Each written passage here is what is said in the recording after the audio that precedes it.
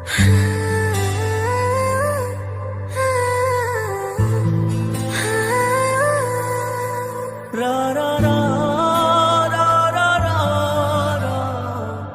এখানে কি করছো? কেন আসতে পারি না নাকি? না, তুমি আমার রুমে আসতে পারো না। বিজয়, একটা কথা বলবে আমায়? কি কথা? তুমি কি সত্যি প্রত্যুষাকে ভালোবাসো? কি বলতে চাইছেন আপনি? আমি এটাই বলতে চাইছি যে আমি তোমাকে খুব ভালোবাসি, তাই আমি চাই তুমি প্রত্যুষার সাথে এঙ্গেজমেন্ট করবে না। সরি, কিন্তু আপনি কে বলার আমি কার সাথে এঙ্গেজমেন্ট করব কি না করব সেটা সম্পূর্ণ আমার ব্যক্তিগত ব্যাপার। সত্যি সত্যি তুমি প্রত্যুষাকে বিয়ে করবে? হ্যাঁ, অবশ্যই করব, তাতে সন্দেহের কি আছে? ও আচ্ছা, বিরক্ত করছি মনে হয় তোমাকে এইসব কথা বলি। তুমি যতই কাঁদো না কেন পিউ, তোমাকে আমি কোনোদিনই ভালোবাসিনি, ভালোবাসি না আর ভালোবাসবো না। কারণ তুমি আমার অনেক ক্ষতি করেছো, যার ক্ষতিপূরণ চাইলেও তুমি দিতে পারবে না পিউ। তাই তুমি আমার কাছ থেকে শুধুমাত্র অবহেলা ছাড়া আর কিছুই আশা করতে পারো না। মনে মনে বললাম, কাল ৩রা আগস্ট আমার আর প্রত্যুষার কাল এঙ্গেজমেন্ট, তাই এঙ্গেজমেন্টের জন্য অনেক কিছুই আয়োজন করতে হচ্ছে, তাই আর অফিসে যাওয়া হলো না। এঙ্গেজমেন্টের পুরো ব্যবস্থা করে ক্লান্ত হয়ে বিছানায় ঘুমিয়ে পড়লাম। সকালবেলায় দরজায় ধাক্কানোর আওয়াজে ঘুম ভেঙে গেল। ধুর, কে জানি কে আমার কাঁচা ঘুমটা ভাঙিয়ে দিল। এই কে রে? আমি এসেছি। ও তুমি? এই বলে দরজাটা খুলে দিলাম। প্রত্যুষা ঘরের ভিতরে ঢুকে বলল, তাড়াতাড়ি ওঠো। এত সকাল সকাল কেন উঠবো? এত সকাল মানে? এখন কটা বাজে তার খেয়াল আছে তোমার? কত আর হবে, এই ৭টা-৮টা বাজে। না মহারাজ, এখন সকাল 10টা বাজে। একটু পর আমাদের এঙ্গেজমেন্ট শুরু। যাও তাড়াতাড়ি ফ্রেশ হয়ে এসো। ওকে, তুমি যাও, আমি আসছি। আমি তাড়াতাড়ি উঠে স্নান করে নীল পাঞ্জাবি আর পায়জামা পরে নিচে আসলাম। আঙ্কেল তখন আমাকে বলল, বিজয়, তুমি রেডি তো? হ্যাঁ আঙ্কেল। তাহলে এদিকে এসো, আর এই আংটিটা প্রত্যুষাকে পরিয়ে দাও। ওকে আঙ্কেল, দিন। তারপরে আঙ্কেলের হাত থেকে আংটিটা নিয়ে প্রত্যুষার বাঁ হাতের আঙুলে পরিয়ে দিলাম। প্রত্যুষাও আমার হাতে আংটিটা পরিয়ে দিল। অনুষ্ঠানে থাকা সবাই খুশিতে হাততালি দিচ্ছে। তবে সবাই হাসি খুশি হলেও একটা মানুষের খুব মন খারাপ। সে আর অন্য কেউ নয়, সে হলো পিউ। আর সেটা তার মুখ দেখেই বোঝা যাচ্ছে। পিউ এই বিয়েটা সহ্য করতে পারছে না। কিন্তু কেন? আমি তো পিউকে ভালোবাসি না, আর একতরফা কখনো ভালোবাসাও হয় না। এসব ভাবছি, তখন স্পিকারের শব্দে ধ্যান ভাঙলো আমার। তখন আঙ্কেল বলল, লেডিস অ্যান্ড জেন্টলম্যান, আগামী 1 ডিসেম্বর বিজয় আর প্রত্যুষের বিয়ে। আশা করি যারা আজকে এসেছেন তারা সবাই বিয়ের দিন আসবেন আর তাদের এই জুটিটাকে আশীর্বাদ করবেন। এত তাড়াতাড়ি যে আমার বিয়ে ঠিক হয়ে যাবে সেটা ভাবতেও পারিনি। নিচে না থেকে সোজা ছাদে চলে আসলাম আর ভাবতে লাগলাম, কি থেকে কি হয়ে গেল। আজকে আমার এঙ্গেজমেন্ট, অথচ মা বাবা আমার এঙ্গেজমেন্টে উপস্থিত নেই। ওরা কপালে যে আমাকে কি কি সহ্য করতে হবে তা আমি নিজেও জানি না। মা বাবা, জানি না তোমরা কেমন আছো। হয়তো তোমরা আমাকে নিয়ে চিন্তা করছো। চিন্তা করো না মা, আর কয়েকটা দিন অপেক্ষা করো, তোমার ছেলে আবার তোমার কোলে ফিরে আসবে মা। এসব ভাবছি আর চোখ থেকে জল ফেলছি। হঠাৎ করেই কে যেন আমার কাঁধে হাত রাখলো। আমি পিছনে ফিরতেই দেখি পিউ। আমি চোখের জল মুছে পিউকে বললাম, আপনি এখানে কেন? আগে বলো, তুমি কাঁদছো কেন? আমার কান্না ছাড়া আর কি বা করার আছে? আমার জীবনটা তো শেষ হয়ে গেছে। পিউ নিশ্চুপ হয়ে আছে। কি হলো, চুপ করে আছেন কেন? আমি জানি আপনার কাছে আমার প্রশ্নের কোনো উত্তর নেই। কেন জানেন? কারণ আপনি ভালোবাসার নামে ছেলেটার দুর্বলতার সুযোগ নিয়ে ছেলেটাকে নিয়ে শুধু খেলা করতে পারেন, এছাড়া আর কিছুই করতে পারেন না। আর হ্যাঁ, আর একটা কথা, এই বাড়িতে যতদিন আছেন ততদিন আর আমার চোখের সামনে আসবেন না। Mind it. পিউ কাঁদতে কাঁদতে চলে গেল। সত্যি আপদটা বিদায় হলো। এরপরে আমি ছাদ থেকে সোজা নিচে এসে গাড়ি বের করে সোজা একটা নদীর তীরে চলে গেলাম আর অতীতের সব কথা ভাবতে লাগলাম। আপনারা তো ভাবছেন যে কেন আমি এই মেয়েটার সাথে এত বড় অন্যায় করছি। কারণ আজ এই মেয়েটার জন্য আমার জীবন ঝুলে পুড়ে ছাড়খাড় হয়ে গেছে। ওর জন্যই আজ আমাকে বাবা মা ত্যায্য পুত্র করেছে, বাড়ি ছাড়া হয়েছে আমি। কি দোষ ছিল আমার? আমি তো কোনো পাপ করিনি, নিষ্পাপ ছিলাম। তবুও কেন আমাকে এত কষ্ট সহ্য করতে হলো? আপনারা হয়তো কিছুই বুঝতে পারছেন না। তাহলে চলুন আপনাদেরকে আমার অতীতটা ঘুরিয়ে নিয়ে আসি, তাহলে সবটা বুঝতে পারবেন। সকালে ঘুমাচ্ছি, এমন সময় চেঁচামেচির শব্দে ঘুমটা ভেঙে যায়। তারপরে চোখ কচলাতে কচলাতে ঘুম থেকে উঠে দেখি মা আর বাবার মধ্যে কথা কাটাকাটি হচ্ছে। তোমার লাট সাহেব ছেলে কোথায়? এখনো ঘুম থেকে ওঠেনি। কি বলছো কি? এখনো ঘুম থেকে ওঠেনি মানে? কাল বন্ধুদের সাথে আড্ডা দিয়ে রাত করে বাড়ি ফিরেছে, তাই এত বেলা পর্যন্ত ঘুমাচ্ছে। পড়ালেখার ধারে কাছে নেই আর রাতেই বন্ধুদের সাথে আড্ডা দিচ্ছে। এক্ষুনি বিজয়কে ডেকে নিয়ে আসো। আচ্ছা, নিয়ে আসছি। এই বলে মা আমার রুমে আসতে যাবে, কিন্তু তখনই মা আমাকে দেখে বাবাকে বলল। এই তো তোমার ছেলে ঘুম থেকে উঠে গেছে। বাবা আমাকে দেখে রেগে প্রশ্ন করলো, কাল রাতে কোথায় ছিলি? এই বন্ধুদের সাথে আড্ডা দিতে দিতে একটু রাত হয়ে গেছিল। আজকের পর থেকে সন্ধ্যের আগে বাড়ি ফিরে আসবি, আর যদি তা না পারিস তাহলে তোকে এই বাড়ি ছেড়ে চলে যেতে হবে। আর কাল রাতে বাড়িতে তুই ঢিল ছুঁড়েছিলি কেন? আজ থেকে যেন তোর নামে কোনো অভিযোগ না আসে। যদি তোর নামে কেউ আমার কাছে নালিশ করে তাহলে আমি তোকে এই বাড়ি থেকে বের করে দেব। মাথা নিচু করে বাবাকে ভয়ে ভয়ে বললাম, ঠিক আছে, আর কোনোদিনও এরকম হবে না। আর যদি এবার পরীক্ষায় ফেল করিস তাহলে তোকে জমিতে চাষ করতে হবে আমার সাথে, এই আমি বলে রাখলাম। ও, আপনাদের তো আমার পরিচয় দেওয়া হয়নি। আমি হচ্ছি বিজয়, বিজয় চৌধুরী। আমার বাবা একজন কৃষক, জমিতে চাষ করে। আমি আমার বাবা মায়ের একমাত্রই সন্তান। আমি কলেজ ফাইনাল ইয়ারে পড়ি। এখন এইটুকুই থাক, বাকিটা বরং গল্পেই জেনে নেবেন। তারপরে কলেজে যাওয়ার জন্য রেডি হচ্ছি। মাকে এসে বললাম, মা তাড়াতাড়ি আমাকে খেতে দাও, আমাকে কলেজে যেতে হবে। তখন বাবা বলল, কলেজে গিয়ে কি করবি? লেখাপড়া তো কিছুই করিস না। বাবা আমাকে আর একটা সুযোগ দাও, দেখবে আমি এবার অনেক ভালো রেজাল্ট করব। ঠিক আছে, দিলাম তোকে সুযোগ, কিন্তু আমার শর্তটা তোর মনে আছে তো? মাথা নাড়িয়ে হ্যাঁ বললাম। টেবিলে জলখাবার দিয়ে দিয়েছি, খেয়ে কলেজে যা। আর কোনো ঝামেলা করিস না বাবা। মা তুমি কোনো চিন্তা করো না, আমি আজ থেকে কারোর সাথে কোনো ঝামেলা করব না বলে ব্রেকফাস্ট করে কলেজে চলে এলাম। তারপরে কলেজে ঢুকতেই কে যেন আমার কলারটা টেনে ধরলো। আমি পিছনে ফিরেই ঠাস করে কষিয়ে একটা চড় মেরে দিলাম। সাথে সাথেই মেয়েটা বলে উঠলো, তোর সাহস কি করে হয় আমাকে থাপ্পড় মারার? আমি খেয়াল করিনি যে কে আমার কলার টানলো। আমি তো অবাক, কারণ আমার কলার একটা মেয়ে টেনে ধরেছিল, কিন্তু মেয়েটা আমার কলার কেন টেনে ধরলো? তুই জানিস আমি কে? আপনার পরিচয় আমার না জানলেও চলবে। এই বলে সোজা ক্লাসরুমে চলে গেলাম। তবে মেয়েটাকে দেখতে খুব সুন্দর, কিন্তু রাগী। তারপরে কিছুক্ষণ পর বন্ধুরাও আসলো, আর ওইদিকে স্নেহা আমার বিরুদ্ধে পিউয়ের কানে বিষ ঢালতে লাগলো। ওই গেও ছেলেটার কত বড় সাহস! ও তোর মুখের উপর কথা বলে, আর তুই ওকে কিচ্ছুই বললি না কেন? কি রে পিউ, তুই ওই গাইয়া ছেলেটাকে ছেড়ে দিলি কেন? কেন ওকে উচিত শিক্ষা দিলি না? আমি এত সহজে ওই ছেলেকে ছেড়ে দেবো ভাবছিস? তোর কি কোনো প্ল্যান আছে? হ্যাঁ, প্ল্যান তো আছে, আর সেটা ছুটি হলে নিজের চোখেই দেখতে পারবি। এখন চল ক্লাসে যাই। তারপরে ওরা ক্লাসে চলে আসলো। তখন আমার বন্ধু সন্দীপ আমাকে বলল, কিরে তোর আজ কি হলো? তোকে আবার ভূতে ধরেনি তো? কই না তো, আমি তো একদম ঠিক আছি। আর তোদের কেন মনে হলো আমাকে ভূতে ধরেছে? আসলে তুই কোনোদিনও কলেজে আসিস না তো, তাই বলছি। আর কলেজে আসলেও তুই ক্লাস করিস না, তাই জিজ্ঞেস করলাম তোকে। হঠাৎ বন্ধুদের সাথে কথা বলতে বলতে দরজার দিকে তাকাতে একটা মেয়েকে দেখে আমি অবাক হয়ে গেলাম। কারণ দরজা দিয়ে যে মেয়েটি আসে সে আর অন্য কেউ নয়, এই মেয়েটার সাথেই কিছুক্ষণ আগে ঝগড়া হয়েছিল আমার। তারপরে আমি আমার বন্ধুকে জিজ্ঞাসা করলাম, আচ্ছা এই মেয়েটা কি আমাদের ক্লাসেই পড়ে? হ্যাঁ, কেন বলতো? না, একটু আগেই এই মেয়েটাকে আমি থাপ্পড় মেরেছিলাম, তাই জিজ্ঞাসা করলাম। কি তুই জানিস এই মেয়েটাকে? আমার জানার দরকার নেই, আগে বল ওই মেয়েটার নাম কি? ওর নাম হচ্ছে পিউ, আর ওই মেয়েটা এই কলেজের সভাপতির মেয়ে। কি? এখন আমার কি হবে? আমি তো পিউকে থাপ্পড় মেরে দিয়েছি। এই কথা যদি মেয়েটা ওর বাবাকে বলে দেয় তাহলে তো আমার আর এই কলেজে পড়াই হবে না। আর এরকমটা হলে আমাকে বাড়ি থেকেও বেরিয়ে যেতে হবে। মনে মনে এইসব ভাবছি।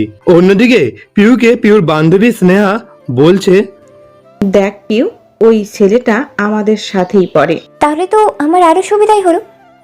আমিও তাই ভাবছি।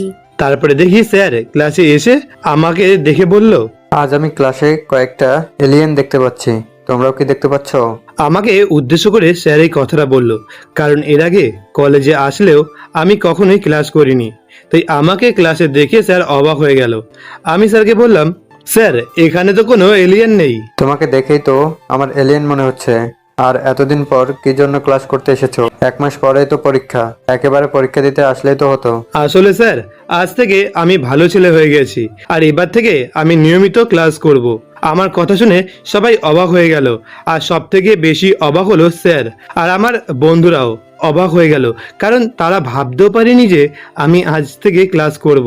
তখন স্যার বলল, ক্লাস করলেই ভালো। এরপরে স্যার আরো কিছুক্ষণ ক্লাস করিয়ে চলে গেল।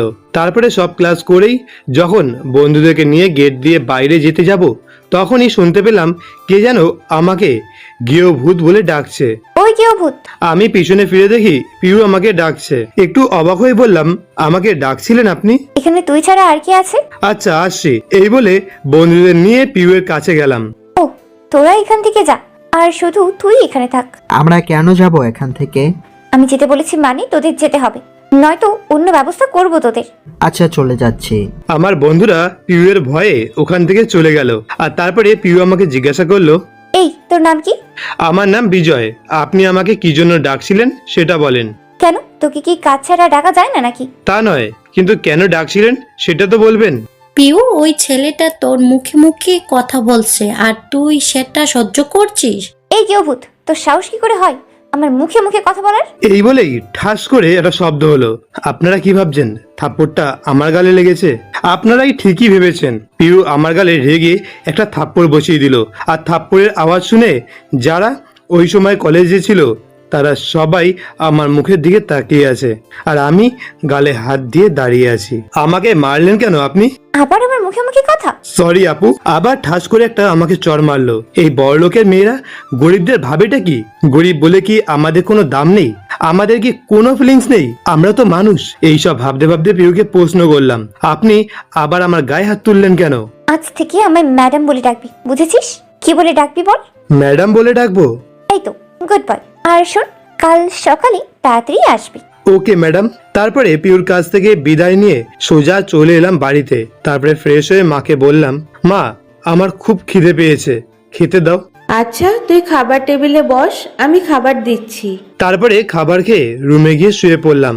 আর কলেজে ঘটে যাওয়া ঘটনাগুলো ভাবতে ভাবতে কখন যে ঘুমিয়ে পড়লাম নিজেও জানি না। অন্যদিকে পিউ কলেজ থেকে বাড়িতে ফিরেছে। ওই গান গাইতে গাইতেই সিঁড়ি থেকে ওপরে উঠছিল। তখনই রুচিকা চৌধুরী, পিউয়ের মা, পিউকে বলল, আজ আমার মেয়েকে এত খুশি লাগছে কেন? কারণ আমি একটা ছেলেকে ভালোবেসে ফেলেছি। কে সেই ছেলেটা, যে ছেলে আমার মেয়ের মন কেড়ে নিয়েছে? মা, ছেলেটার নাম বিজয়, কিন্তু ওর স্ট্যাটাস আমাদের মতো এত হাই লেভেলের নয়। ও, তা ছেলেটাকে কি বলেছিস তুই? ওকে পছন্দ করিস, ভালোবাসিস? না মা, এখনো ওকে কিছু বলিনি। এখন এসব ছাড়ো তো, পরে বলবো। এখন তুমি আমাকে তাড়াতাড়ি খেতে দাও, আমার খুব জোরে খিদে পেয়েছে। তুমি খাবার রেডি করো, আমি এক্ষুনি ফ্রেশ হয়ে আসছি। আচ্ছা যা, তাড়াতাড়ি ফ্রেশ হয়ে খেতে আয়।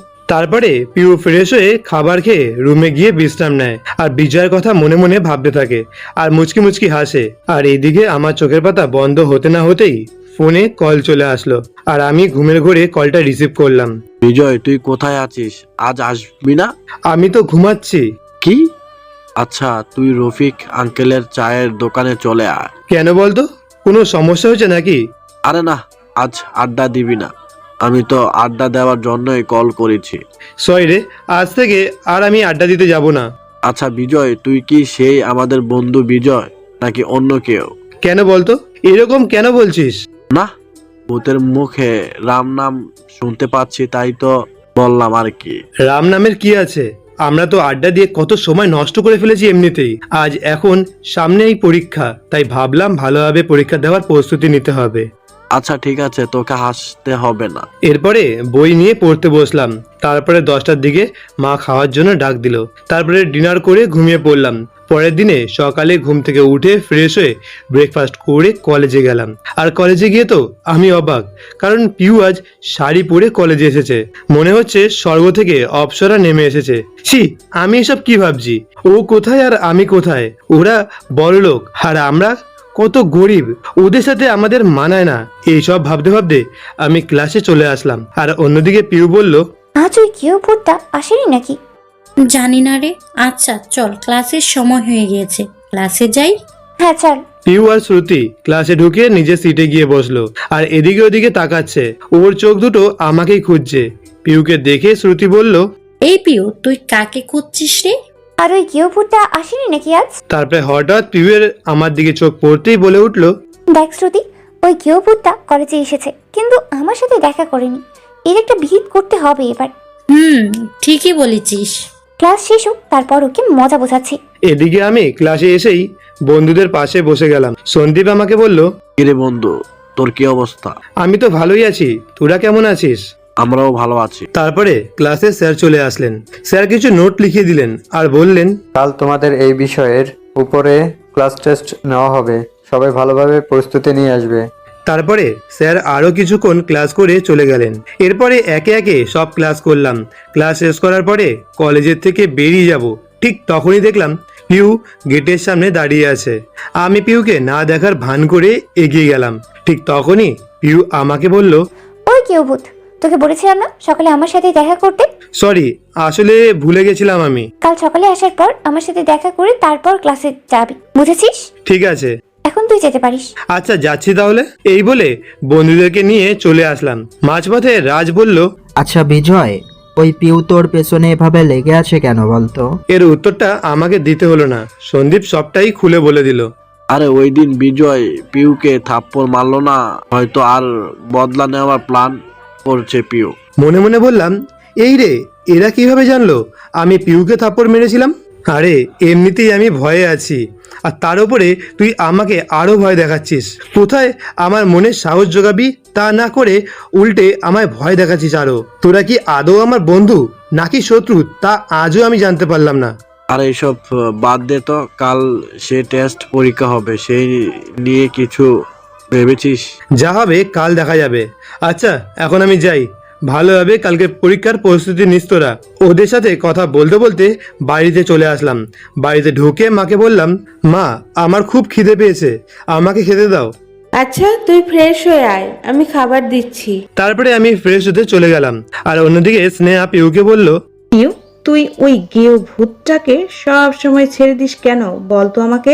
আরে একটু অপেক্ষা কর, ফাইনাল পরীক্ষার পর আমাকে থাপ্পড় মারার প্রতিশোধ নেব আমি ওর থেকে। দেখ তো শুধু কাল কি করি। তবে পিউয়ের মনে তো চলছে অন্য কিছু। পিউ মনে মনে বলতে লাগলো, মুখে তো বলে দিলাম আমি বিজয়কে শায়েস্তা করব, কিন্তু আমি কি ওকে শাস্তি দিতে পারবো না? আমি তো বিজয় থেকে প্রতিশোধ নিতে পারবো না, কারণ আমি যে বিজয়কে অনেক ভালোবেসে ফেলেছি। বিজয়কে কি আমি বলতে পারবো আমার ভালোবাসার কথা? এইসব ভাবছিল এতক্ষণ। তখনই পিউকে অমনোযোগী দেখে স্নেহা বলে উঠল, কিরে, তুই এতক্ষণ কি ভাবছিলি? সেই কখন থেকে তোকে ডাকছি, তোর কোনো হুঁশ নেই? কই কিছু ভাবছি না তো, চল বাড়ি যাই। এরপরে ওরা দুজনে বাড়ি চলে আসলো। আর এদিকে আমি ফ্রেশ হয়ে খাবার খেয়ে ঘুমিয়ে পড়লাম। তারপরে সন্ধেবেলায় পড়তে বসলাম, কারণ কাল আমার টেস্ট পরীক্ষা, তাই ভালোভাবে আমাকে পরীক্ষার প্রস্তুতি নিতে হবে। তারপরে 2 ঘন্টা পরে একটু বিশ্রাম নিলাম আর রাতে ডিনার করে ঘুমিয়ে পড়লাম। পরের দিন সকালে 6টায় ঘুম থেকে উঠে ফ্রেশ হয়ে আবার পড়তে বসলাম। তারপরে দেখতে দেখতে কলেজে যাওয়ার সময় হয়ে গেল। সময় মতো ব্রেকফাস্ট করে কলেজে চলে এলাম। তারপরে পিউয়ের সাথে দেখা করে ক্লাসে চলে এলাম। এরপরে প্রিন্সিপাল এসে আমাকে তার কেবিনে ডেকে নিয়ে গেল।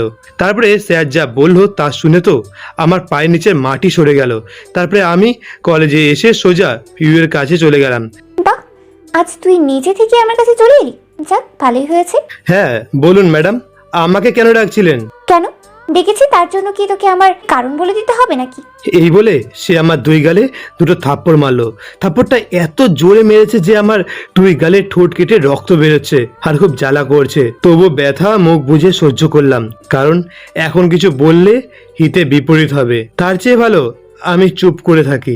যা তো আমার চোখের সামনে থেকে। তারপরে আমি সোজা ক্লাসরুমে চলে আসলাম আর আমি পকেট থেকে রুমালটা বার করে রক্তটা মুছে নিলাম। তারপরে আমার বন্ধুরা চলে এলো, বন্ধুদের সাথে একটু কথা বললাম। অন্যদিকে পিউর অনুশোচনা হচ্ছে। পিউ ভাবছে, না, বিজয়কে আমার এইভাবে মারা ঠিক হয়নি। দূর, এখন কি বিজয়কে ভালোবাসার কথা বলি ও আমাকে মেনে নেবে? আমার মনে হয় না ও আমাকে মেনে নেবে, কারণ আজ আমি ওর সাথে যে অন্যায় করেছি তার জন্য বিজয় আমাকে ক্ষমা নাও করতে পারে। তাহলে এখন কি করব আমি? এসব ভাবছিল পিউ। তখনই পিউয়ের বান্ধবী রুহি বলল, কি রে পিউ, কি ভাবছিস? কিছু না, চল ক্লাসে যাই। হ্যাঁ চল। তারপরে পিউ আর ওর বান্ধবীরা ক্লাসে চলে আসলো। এদিকে সন্দীপ আমাকে বলল, কিরে বন্ধু, তোর ঠোঁট কাটলো কিভাবে? আরে তেমন কিছু না, সামান্য ব্যথা পেয়েছি, ঠিক হয়ে যাবে। আচ্ছা। আমি সন্দীপের সাথে কথা বলছিলাম, তখনই ক্লাসে স্যার চলে আসলো। স্যারের সাথে প্রিন্সিপাল স্যারও ক্লাসে ঢুকলো আর বলল, তোমাদের মধ্যে বিজয়কে? হ্যাঁ স্যার, আমি বিজয়। তুমি আমার কেবিনে আসো। আচ্ছা স্যার। এই বলে আমি প্রিন্সিপালের কেবিনে গেলাম। সেখানে গিয়ে দেখি কলেজের সভাপতিও আছে আর তার সাথে আমার বাবাও আছে। তারপরে সভাপতি অরূপ চৌধুরী মানে পিউয়ের বাবা বলল, তুমি সেই বিজয় যে প্রতিদিন আমার মেয়েকে বিরক্ত করো? অবাক হয়ে বললাম, ঠিক বুঝলাম না স্যার। বিজয়, তোমাকে কলেজ থেকে টিসি দেওয়া হলো। এই কথা শুনে আমার পায়ের তলা থেকে মাটি সরে যাচ্ছে। মনে হচ্ছে কেউ আমার বুকে ছুরি ঢুকিয়ে দিচ্ছে। কোনো কথা মুখে আসছে না, তবুও অনেক কষ্ট করে আমি বললাম, আমি কি জানতে পারি কোন কারণে আমাকে কলেজ থেকে টিসি দেওয়া হচ্ছে? তুমি প্রত্যেকদিন স্যারের মেয়ে পিউকে প্রত্যেকদিন বিরক্ত করো, সেই অপরাধে তোমাকে এই কলেজ থেকে টিসি দেওয়া হচ্ছে। ও বুঝেছি। বাবা চলো। কোথায় যাবি? কেন, বাড়ি যাব, কারণ এই কলেজে আর আমার জায়গা নেই। তখন বাবা স্যারকে অনুরোধ করে বলল, স্যার প্লিজ আমার ছেলেকে আরেকটা সুযোগ দিন। আমার ছেলে যতই খারাপ হোক না কেন এই কাজ সে করতে পারে না। আপনার ছেলে কেমন তা আমার জানা হয়ে গেছে, যেমন ছেলে তার তেমন বাবা। বাবাকে অপমান হতে দেখে আমি আর চুপ করে দাঁড়িয়ে থাকতে পারলাম না। সোজা গিয়ে সভাপতির কলা চেপে ধরে বললাম, মিস্টার অরূপ চৌধুরী, আপনি আমাকে যত ইচ্ছা অপমান করেন, আমাকে ধরে মারুন, কিন্তু আমার বাবাকে অপমান করার সাহস করবেন না। তারপরে প্রিন্সিপাল এসে আমাকে ছাড়ালো আর বাবাকে বলল, এই যে মিস্টার, আজকের পর থেকে যেন আপনাকে আর আমার ছেলেকে এইখানে আর কখনো না দেখি। বেরিয়ে যান এখান থেকে। বাবা চলো। তখন অরূপ চৌধুরী বলল, তোকে তো আমি দেখে নেব। যত ইচ্ছা দেখে নিতে পারেন। এরপরে আর কথা না বাড়িয়ে বাবাকে বাইরে এনে ক্লাসে গিয়ে স্যারের অনুমতি নিয়ে ক্লাসে ঢুকে বইগুলো নিয়ে বাইরে যেতে যাব, ঠিক তখনই, আরে বিজয়, এখন ক্লাস না করে তুমি কোথায় যাচ্ছ? সরি স্যার, এই কলেজ থেকে আমাকে টিসি দেওয়া হয়েছে, তাই চলে যাচ্ছি। আমি এই কথা বলার সাথে সাথেই পিউ বলে উঠল, তোমাকে কে টিসি দিয়েছে বলো আমাকে? তার চাকরি আমি কেড়ে নেব। সরি ম্যাডাম, আমরা গরিব হতে পারি কিন্তু কারোর দয়া নিয়ে বেঁচে থাকতে চাই না। আর এই যে মিস পিউ চৌধুরী, একটা কথা বলে রাখি, আজ এই কলেজ থেকে আমাকে বের করে দেওয়া হচ্ছে, কিন্তু এমন একটা দিন আসবে যেই দিন এই কলেজটা আমার হবে, আর সেই দিন আমি দেখব অরূপ চৌধুরীর সভাপতিত্ব কোথায় থাকে। It's my challenge miss Piu Chowdhury. Sir, আমার জন্য ঈশ্বরের কাছে প্রার্থনা করবেন। বন্ধুরা, তোরা আমার জন্য প্রার্থনা করিস। এই বলে ক্লাস থেকে বের হয়ে বাবাকে নিয়ে সোজা বাড়ি চলে আসলাম। কিন্তু এতেই আমার বিপদ শেষ হলো না, সামনে আরো বড় বিপদের সম্মুখীন হতে হবে আমাকে। অন্যদিকে পিউকে রুহি বলল, আচ্ছা পিউ, ওই গেও ভূতটা এসব কি বলে গেল? আমি তো কিছুই বুঝতে পারছি না। বিজয়কে টিসি কে দিল? সেটা প্রিন্সিপাল স্যার ছাড়া আর কে করবে? হ্যাঁ, আজ ওই প্রিন্সিপালের চাকরি আমি কেড়ে নেব। তার সাহস হয় কি করে আমার হার্টবিটকে কলেজ থেকে টিসি দেওয়ার? কি বললি তুই? তুই ওই বিজয় মানে গেও ভূতটাকে ভালোবাসিস? ওই একদম বিজয়ের নামে উল্টাপাল্টা কথা বলবি না। আমি ওকে অনেক ভালোবাসি, বিজয়কে ছাড়া আমি বাঁচবো না। তুই ভেবে বলছিস তো এসব? এটা আবার এত ভাবার কি আছে? আমি আমার বিজয়কে আবার ফিরে পেতে চাই, তার জন্য আমি সবকিছু করতে রাজি। তারপরে রুহি যা বলল তা শোনার জন্য হয়তো পিউ প্রস্তুত ছিল না। সরি পিউ, আজ আমার জন্য বিজয়কে টিসি দেওয়া হয়েছে। মানে কি বলতে চাইছিস তুই? আসলে আমি আঙ্কেলকে বলেছি যে বিজয় তোকে বিরক্ত করে, তাই আঙ্কেল আজ কলেজে এসে বিজয়কে টিসি দিয়েছে। কি এখন আমি কি করব? আমি কি আমার বিজয়কে হারিয়ে ফেলবো? না, আমি বিজয়কে হারাতে চাই না, কিন্তু আমার বারবার কেন মনে হচ্ছে আমি বিজয়কে হারিয়ে ফেলতে চলেছি। না, আজ যে করেই হোক আমাকে বিজয়ের বাড়িতে যেতেই হবে। কিন্তু আমি তো বাড়ি চিনি না, আমি এখন কি করব? হ্যাঁ, আমি বরং বিজয়ের বন্ধু সুদীপকে জিজ্ঞেস করি বিজয়ের ঠিকানা। কিরে, কি ভাবছিস? কিছু না। এই বলে ক্লাস থেকে বেরিয়ে সোজা বাড়ি চলে গেল পিউ। এদিকে আমি আর বাবা বাড়ি আসার পরে বাবা আমাকে যা বললো তা শুনে আমার মাথার উপরে আকাশ ভেঙে পড়েছে এমন অবস্থা হলো আমার। একদিনে একসাথে দুটো ঝড় সামলাতে না পেরে আমি ব্যালেন্স হারিয়ে বসে পড়লাম। কারণ আমি যখন বাড়িতে ঢুকতে যাব তখন আমার বাবা আমাকে বলল, তুই কোথায় যাচ্ছিস? কেন? আমার রুমে যাচ্ছি।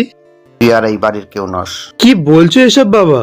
তুমি বিশ্বাস করো যে আমি ওই মেয়েটাকে বিরক্ত করেছি? তখনই মা আমাকে বলল, কি হয়েছে রে বাবা? তারপরে বাবা কলেজে ঘটে যাওয়া সব ঘটনাগুলো মাকে বলল। সবকিছু শুনে মা সোজা এসে আমার গালে থাপ্পড় মেরে বলল, ছি, তোকে আমার ছেলে বলতেও লজ্জা করছে, বেরিয়ে যা বাড়ি থেকে। মা শেষ পর্যন্ত তুমিও আমাকে বিশ্বাস করলে না, আমাকে আর কিছু বলতে না দিয়ে বাবা বলে উঠল, আজ থেকে তোকে আমার ত্যায্য পুত্র করলাম। তুই আমাদের কেউ নস, বেরিয়ে যা আমার বাড়ি থেকে। আর কোনোদিন তোর এই মুখ আমাদের দেখাবি না। এইসব কথা শুনে মনে হচ্ছে কেউ লাঠি দিয়ে আমার মাথায় বাড়ি মারছে। আমার মনে হচ্ছে যেন আকাশটা আমার মাথার উপরে ভেঙে পড়েছে। কিন্তু একসাথে দুটো ঝড় আমি সামলাবো কি করে? কিছুক্ষণ পরে বললাম, ঠিক আছে, আমি তোমাদের সিদ্ধান্ত মেনে নিচ্ছি।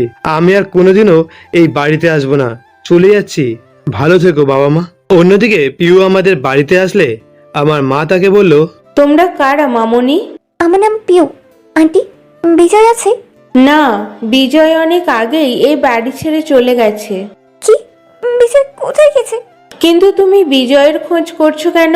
আন্টি, আমি বিজয়কে অনেক ভালোবাসি।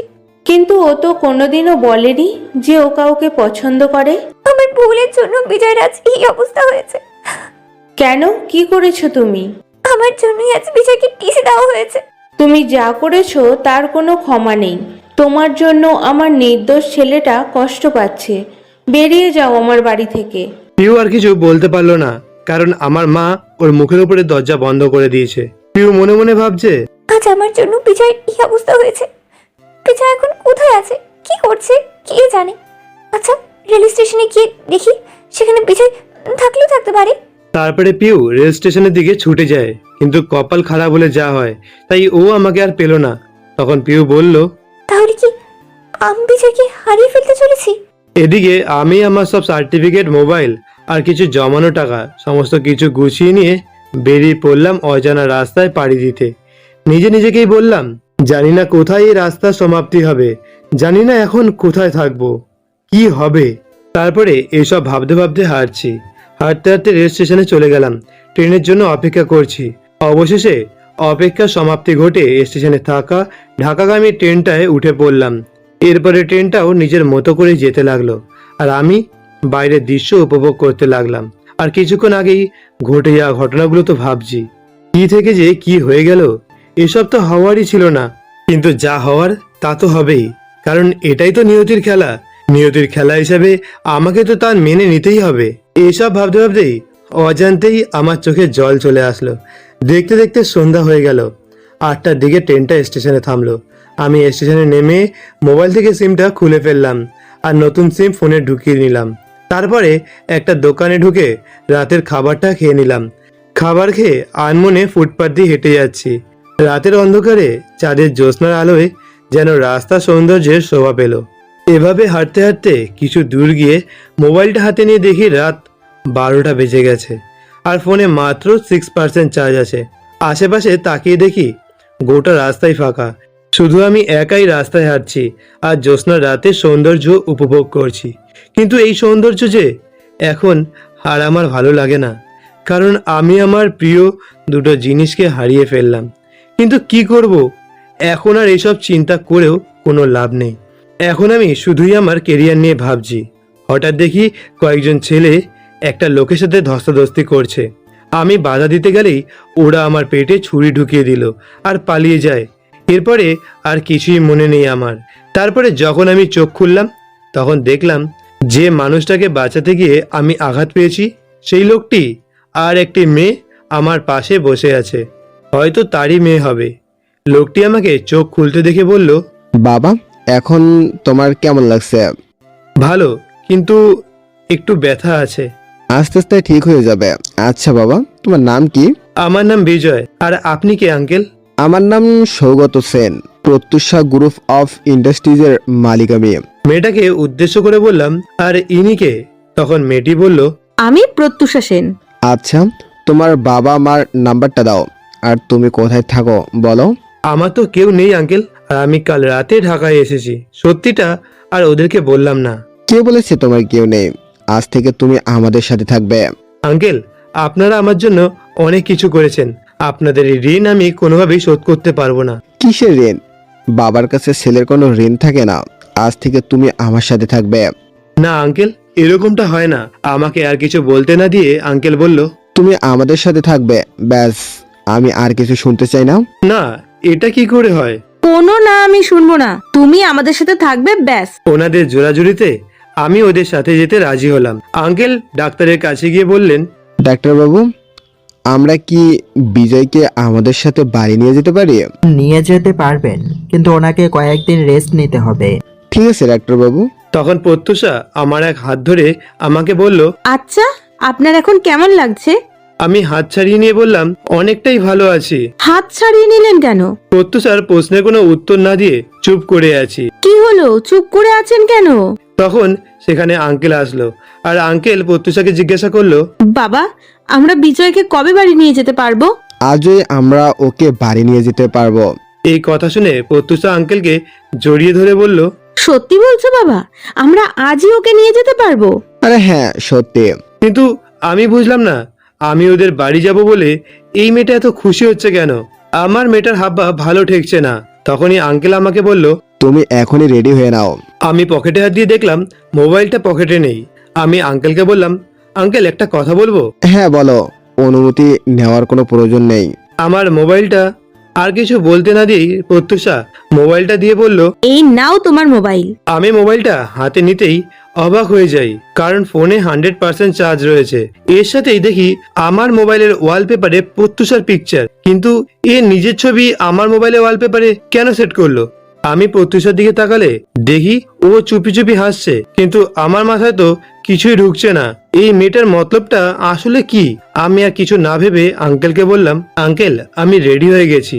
এই বলার সাথে সাথেই পেটের ব্যথায় আমি পড়ে যাচ্ছিলাম। তখনই আমাকে প্রত্যুষা ধরে ফেললো, আর আঙ্কেল বলল, প্রত্যুষা, ওকে নিয়ে গিয়ে গাড়িতে ওয়েট কর, আমি বিল মিটিয়ে তারপর আসছি। ঠিক আছে বাবা। তারপরে প্রত্যুষা আমাকে ধরে নিচে নিয়ে গিয়ে গাড়িতে বসালো। কিছুক্ষণ পরে আঙ্কেলও চলে এলো। আঙ্কেল গাড়িতে উঠে ড্রাইভারকে বলল, ড্রাইভার গাড়ি চালাও। Okay sir. ড্রাইভার গাড়ি স্টার্ট দিল। কিছু দূর যাওয়ার পরেই গাড়িটা একটা বাড়ির সামনে থেমে গেল।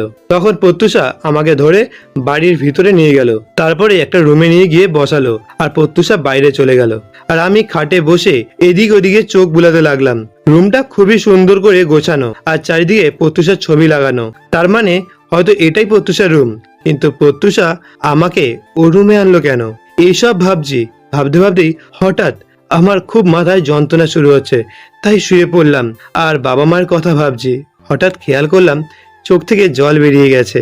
বাবা মায়ের কথা ভাবতে ভাবতেই কখন যে ঘুমিয়ে পড়লাম নিজেও জানি না। তারপরে যখন ঘুম থেকে উঠলাম তখন অনুভব করলাম কেউ আমার মাথায় হাত বুলিয়ে দিচ্ছে। আমি চোখ খুলতেই দেখি প্রত্যুষা আমার মাথায় হাত বুলিয়ে দিচ্ছে। আমাকে চোখ খুলতে দেখেই প্রত্যুষা হাত সরিয়ে বলল, ও, আপনি ঘুম থেকে উঠে গেছেন? যান গিয়ে ফ্রেশ হয়ে নিন। এখন কিছু খেতে হবে তো, নয়তো ওষুধ খাবেন কিভাবে?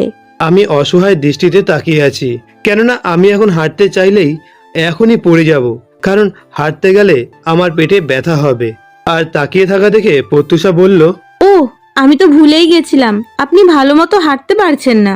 তারপরে প্রত্যুষা আমাকে ধরে ওয়াশরুমে নিয়ে গেল, আমাকে ফ্রেশ করে এনে বিছানায় বসালো।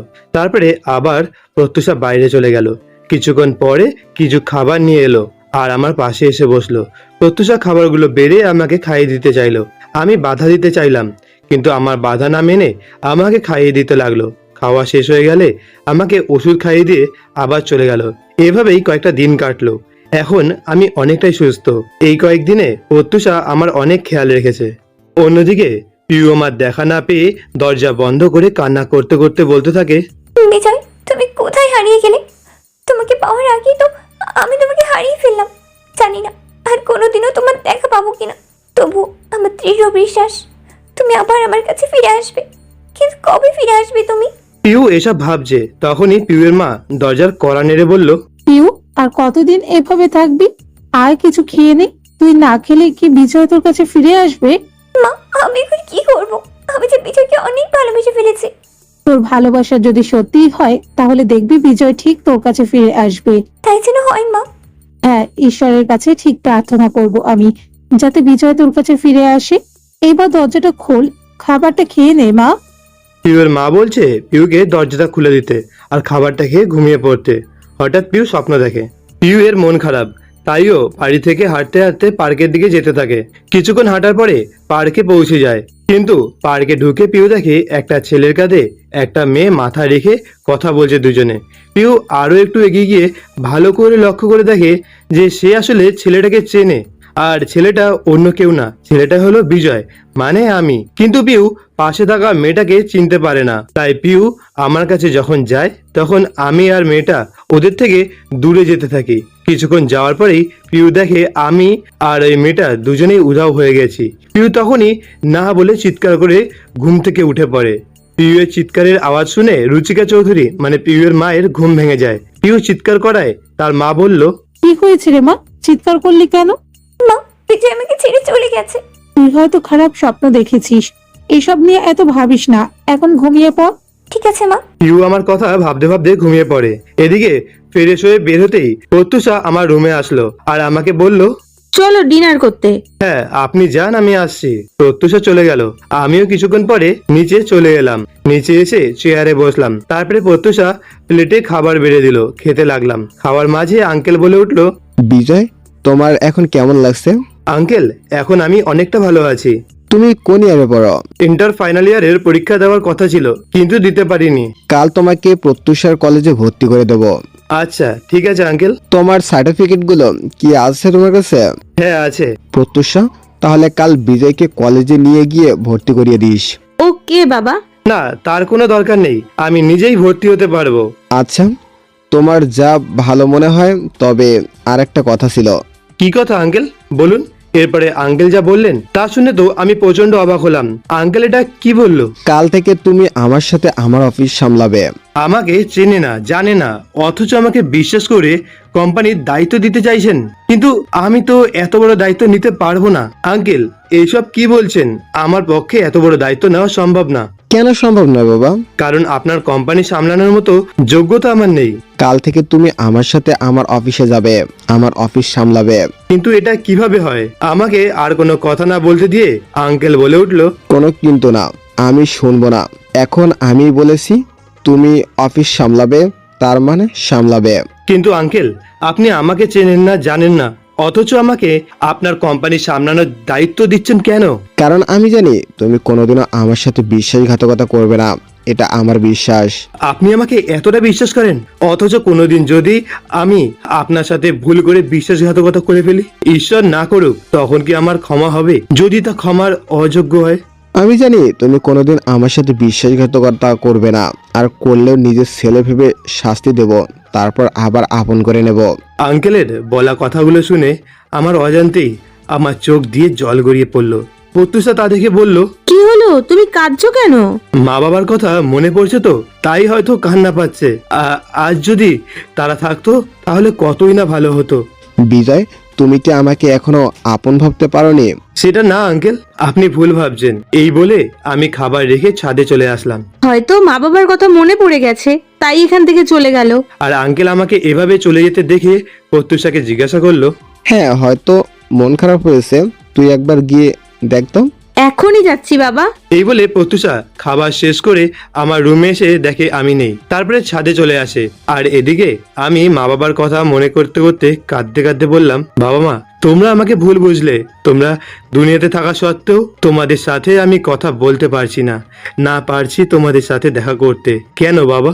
আমার তো কোনো দোষ ছিল না, তবুও কেন মা বাবা তোমরা আমাকে ভুল বুঝলে? এইসব ভাবছি আর আমার চোখ দিয়ে অঝরে অশ্রু ঝরছে। হঠাৎ কেউ আমার কাঁধে হাত রাখলো। আমি তাড়াতাড়ি করে চোখের জল মুছে পিছনে ফিরে দেখি প্রত্যুষা দাঁড়িয়ে আছে। আমি প্রত্যুষাকে দেখে বললাম, ম্যাডাম আপনি এখানে? হ্যাঁ, আসতে হলো এখানে আমাকে, তবে আমাকে একদম ম্যাডাম বলে ডাকবে না। আপনারা কোথায় আর আমি কোথায়? আপনাকে ম্যাডাম ডাকবো না তো কি ডাকবো? কেন আমাকে তুমি নাম ধরে ডাকবে? এই বলে প্রত্যুষা আমার দিকে এগোতে থাকে আর আমি পিছুতে থাকি। এক পর্যায়ে আমার পিঠ দেওয়ালে ঠেকে যায়, কিন্তু প্রত্যুষা তারপরেও সামনের দিকে এগোতে থাকে। শেষ পর্যায়ে প্রত্যুষা আমার একদম কাছে চলে আসলো। আমি প্রত্যুষা হার্টবিট একদম স্পষ্ট শুনতে পাচ্ছি।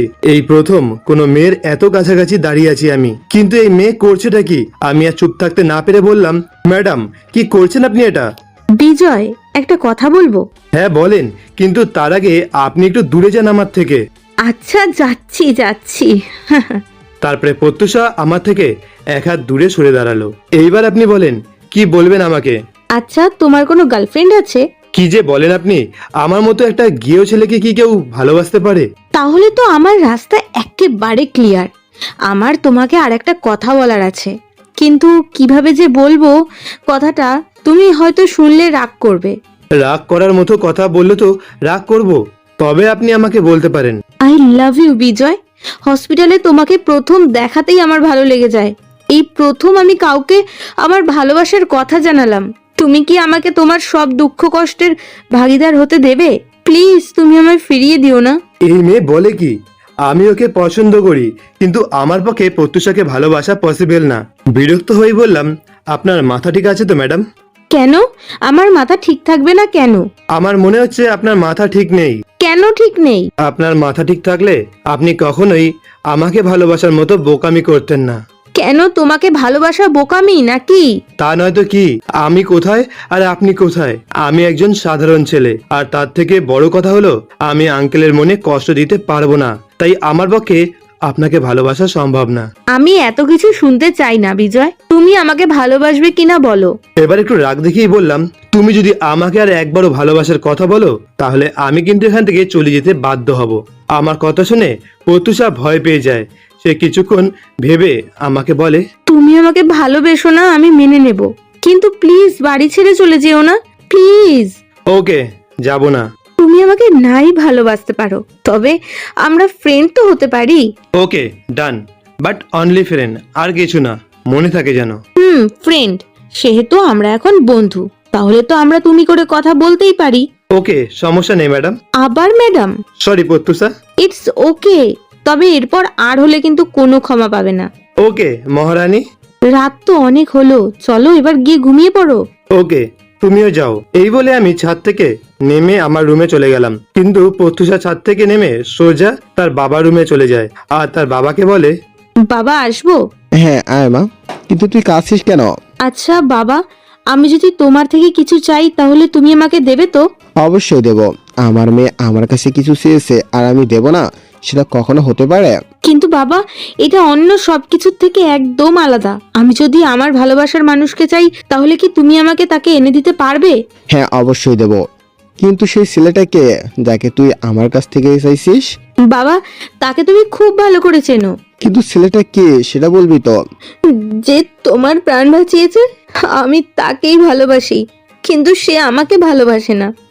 আমার ভালোবাসা গ্রহণ না করে আমাকে ফিরিয়ে দিয়েছে। বাবা, বিজয়ের কথা বলছিস? ও তো খুব ভালো ছেলে, তুই কোনো চিন্তা করিস না। এখন বল আমাকে কি করতে হবে? বিজয়কে সবসময় আমার সাথে থাকতে বলবে, এটুকু করলেই হবে। শুধু এইটুকু? আচ্ছা, আমি ওকে বলে দেব। থ্যাংক ইউ বাবা। এখন অনেক রাত হয়ে গেছে, যা গিয়ে ঘুমিয়ে পড়। ওকে বাবা। এই বলে প্রত্যুষা আঙ্কেলের রুম থেকে সোজা নিজের রুমে চলে যায় আর আমার কথা ভাবতে ভাবতে ঘুমিয়ে পড়ে। রুমে গিয়ে মোবাইলে অ্যালার্ম দিয়ে শুয়ে পড়লাম আর কিছুক্ষণের মধ্যে ঘুমিয়েও পড়লাম। সকালে অ্যালার্মের শব্দে ঘুম ভেঙে গেল। তারপরে ফ্রেশ হয়ে ছাদে হাঁটাহাঁটি করতে গেলাম। ছাদে গিয়ে সকালের সৌন্দর্য উপভোগ করতে লাগলাম। পাখির কিচিরমিচির শব্দ শুনে মনটা ভালো হয়ে গেল। ছাদে আরো কিছুক্ষণ থেকে নিজের রুমে চলে এলাম। রুমে গিয়ে শুয়ে পড়লাম। হঠাৎ কেউ দরজায় নক করলো। দরজা খুলে দেখলাম প্রত্যুষা দাঁড়িয়ে আছে। প্রত্যুষাকে আমি বললাম, তুমি এখানে কি করছো? তুমি উঠেছো নাকি সেটাই দেখতে আসলাম। আমি তো অনেক আগেই উঠে পড়েছি। তো এতক্ষণ কি করলে তুমি? এই তো শুয়েছিলাম। কেন, কিছু বলবে তুমি? ব্রেকফাস্ট করতে হবে, তারপর কলেজ যাব। এত তাড়াতাড়ি কলেজে গিয়ে কি করব? আর আমি তো ভর্তিও হইনি। কটা বাজে সেটা দেখেছো? কটা বাজে? 9:30 বাজে। এখনই ব্রেকফাস্ট করে কলেজ যেতে হবে। ওকে, তুমি যাও, আমি আসছি। এই বলে প্রত্যুষা চলে গেল। আমিও রেডি হয়ে নিচে এলাম। তারপরে চেয়ারে গিয়ে বসে পড়লাম। ব্রেকফাস্ট করা হয়ে গেলে আঙ্কেল আমাকে বলল, বিজয়, তোমাকে একটা কথা বলার ছিল। হ্যাঁ আঙ্কেল বলুন। এতে পারমিশন নেওয়ার কি আছে? বলছিলাম কি, তুমি প্রত্যুষের সাথে সবসময় থাকতে পারবে? বা হ্যাঁ পারবো, আমি তো ওর কলেজেই ভর্তি হব। তাহলে এত চিন্তা করছেন কেন? আচ্ছা, তুমি গাড়ি চালাতে পারো? পারি আঙ্কেল। তাহলে আর কোনো চিন্তা করতে হবে না। ঠিক বুঝলাম না আঙ্কেল। তুমি প্রত্যুষের সাথে একসাথে কলেজে যাবে, আর কলেজ ছুটি হলে প্রত্যুষকে বাড়িতে ড্রপ করে অফিসে যেতে পারবে। আর নাও কার্ড, আর অফিসে চলে এসো। আমি পারবো আঙ্কেল, আপনি চিন্তা করবেন না। আচ্ছা, তুমি এখন তোমার সব কাগজপত্র নিয়ে কলেজে গিয়ে ভর্তি হয়ে যাও, আমি প্রিন্সিপালকে বলে দেবো। Okay uncle. এই বলে রুমে গিয়ে সব কাগজপত্র নিয়ে চলে এলাম আর প্রত্যুষাকে বললাম, চলো প্রত্যুষা। দাঁড়াও, আমি এক্ষুনি আসছি। আচ্ছা যাও, আমি গাড়িতে অপেক্ষা করছি তোমার জন্য। এই বলে আমি গাড়ি বের করতে গেলাম। গাড়ি বের করে গাড়িতে প্রত্যুষার জন্য ওয়েট করছি, কিন্তু ওনার আসার কোনো খবরই নেই। অনেকক্ষণ অপেক্ষা করার পরে দেখি প্রত্যুষা একটা নীল শাড়ি পরেছে, সাথে ম্যাচিং করে নীল চুড়ি আর ঠোঁটে হালকা গোলাপি লাল লিপস্টিক পরে এসেছে। সব মিলিয়ে প্রত্যুষাকে দেখতে একদম নীল পরীর মতো লাগছে। আমি তো দ্বিতীয়বারের মতো ক্রাশ খেলাম। ওর থেকে চোখ সরাতেই পারছি না আমি, কিন্তু আমি ওর প্রতি দুর্বল হতে পারবো না এইসব ভাবছি আর প্রত্যুষার দিকে তাকিয়ে আছি। এই যে কি দেখছো এইভাবে? হুম, আমি প্রত্যুষার কথার কোনো উত্তর দিলাম না। ও আমাকে হালকা ধাক্কা দিয়ে বলল, কি হলো, কথা বলছো না কেন? আমি ওর কথায় হক চকিয়ে বললাম, কি বললে তুমি? এইভাবে কি দেখছো তুমি? কই কিছু না তো। শাড়ি পরে আমাকে কেমন লাগছে? এই প্রথমবার আমি শাড়ি পরলাম। একদম পেতনির মতো লাগছে। কি, আমি পেতনি? এইসব কথা থাক, এখন কলেজে যাওয়া যাক। হ্যাঁ চলো। তারপরে গাড়ি ড্রাইভ করে কলেজে চলে আসলাম। আমি প্রত্যুষাকে ক্লাস রুমে যেতে বলে সোজা প্রিন্সিপালের রুমে চলে গেলাম আর বললাম, স্যার আসতে পারি? Yes coming. আমি রুমে ঢুকতেই প্রিন্সিপাল স্যার বলল, এই জন্য এসেছো? ভর্তি হতে এসেছি স্যার। কোন বর্ষে ভর্তি হবে? ফাইনাল ইয়ারে স্যার। আর 1 মাস পর তোমাদের পরীক্ষা, আর তুমি এখন ভর্তি হতে এসেছো? আগের কলেজ থেকে টিসি দিয়েছে, তাই পড়তে পারিনি। আর কাগজপত্রগুলো দাও। আমি কাগজপত্র স্যারকে দেখালাম। স্যার কিছুক্ষণ দেখে আমাকে বলল, তোমাকে তাহলে সৌগত পাঠিয়েছে? হ্যাঁ স্যার। আচ্ছা এবার একটা কথা বলতে, তোমাকে আগের কলেজ থেকে কেন টিসি দিয়েছে? এরপরে আমি আগের কলেজে ঘটে যাওয়া সমস্ত ঘটনা স্যারকে বললাম। সভাপতির গায়ে হাত তুলেছিলে কেন? কারণ উনি আমার বাবাকে গালাগালি দিয়েছিলেন। যদি এই কলেজে এরকম করো তাহলে তোমার লেখাপড়া বন্ধ হয়ে যাবে। স্যার এই ভুল আর দ্বিতীয়বার হবে না। তোমাকে কলেজে ভর্তি করতে পারি, তবে একটা শর্ত আছে। কি শর্ত স্যার? আমি আপনার সকল শর্তে রাজি আছি। তুমি কলেজে কোনো রকম মারামারি ঝগড়া করতে পারবে না, যে কোনো অবস্থাতেই তুমি ঝগড়া করবে না। যদি করো তাহলে তোমাকে এই কলেজ থেকে টিসিও দেওয়া হবে, এবং যাতে অন্য কলেজে তোমাকে না নেয় এই ব্যবস্থা করব আমি। ওকে স্যার, আমি কলেজে কোনো ঝগড়া ঝামেলা কখনোই করব না। ওকে, এখন ক্লাসে যাও আর ভালোভাবে পড়ালেখা করো। আর 1 মাস পর তোমাদের ফাইনাল পরীক্ষা। কিন্তু স্যার আমি তো ফাইনাল ইয়ারের রুম চিনি না। এখান থেকে বের হয়ে নিচে নেমে ওপর বিল্ডিং এর 2য় তলায় তোমাদের ক্লাসরুম। ধন্যবাদ স্যার। এই বলে আমি প্রিন্সিপাল স্যারের রুম থেকে বের হয়ে সোজা ক্লাসরুমে চলে গেলাম। ক্লাসে গিয়ে দেখি স্যার ক্লাস করাচ্ছেন। আমি স্যারকে বললাম, may I come in sir? Yes come in. তোমার নাম কি? আমার নাম বিজয়। আমি কলেজে নতুন এসেছি। ওকে, সিটে গিয়ে বসো। আমি এদিকে ওদিকে তাকাতে লাগলাম, কিন্তু কোথাও কোনো জায়গা খালি নেই। আমি একটু এগোতেই একটা মেয়ে আমাকে তার পাশে বসতে বলল। আমি কোনো উপায় না পেয়ে তার পাশেই বসলাম। স্যার কিছু নোট লিখিয়ে দিচ্ছে, সেইগুলো খাতায় লিখে নিলাম। স্যার ক্লাস করিয়ে চলে গেল।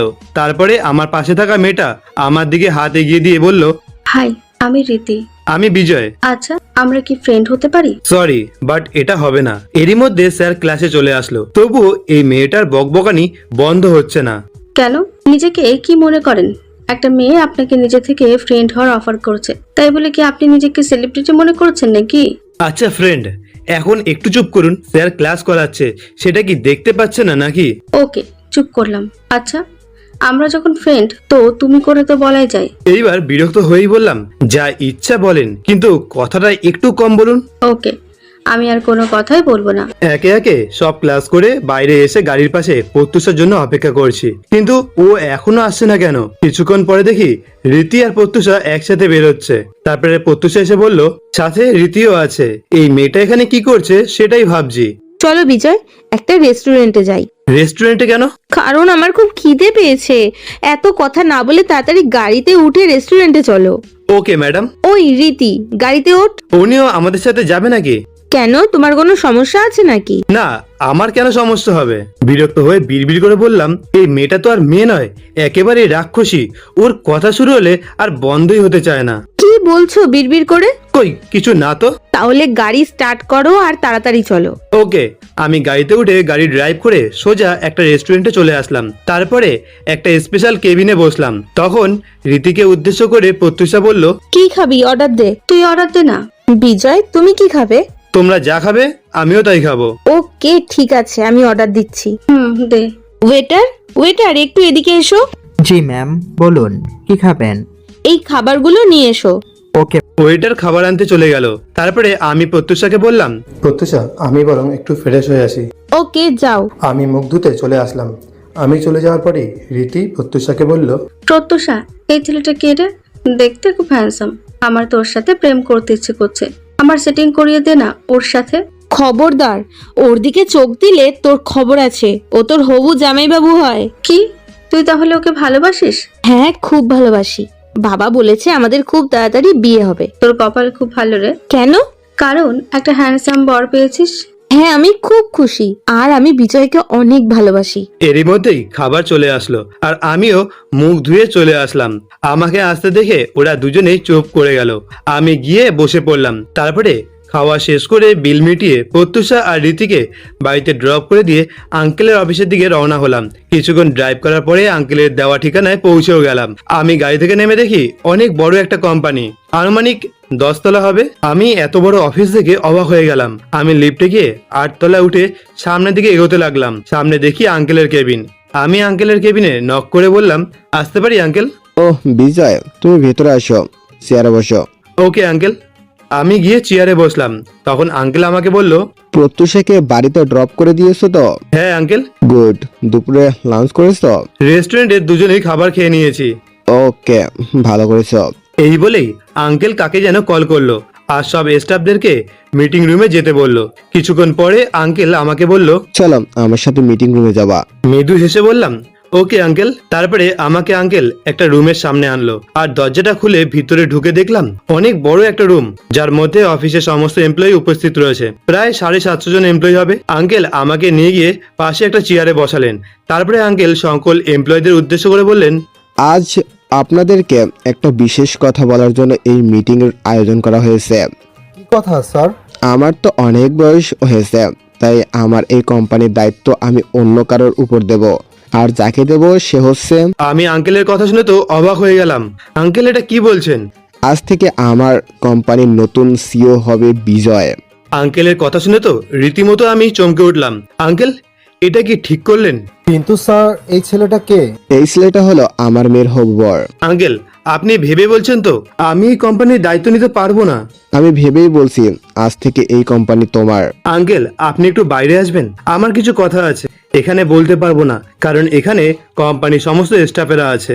চলো। এক্সকিউজ মি, আমি একটু পড়াচ্ছি। আঙ্কেল আর আমি বাইরে চলে এলাম।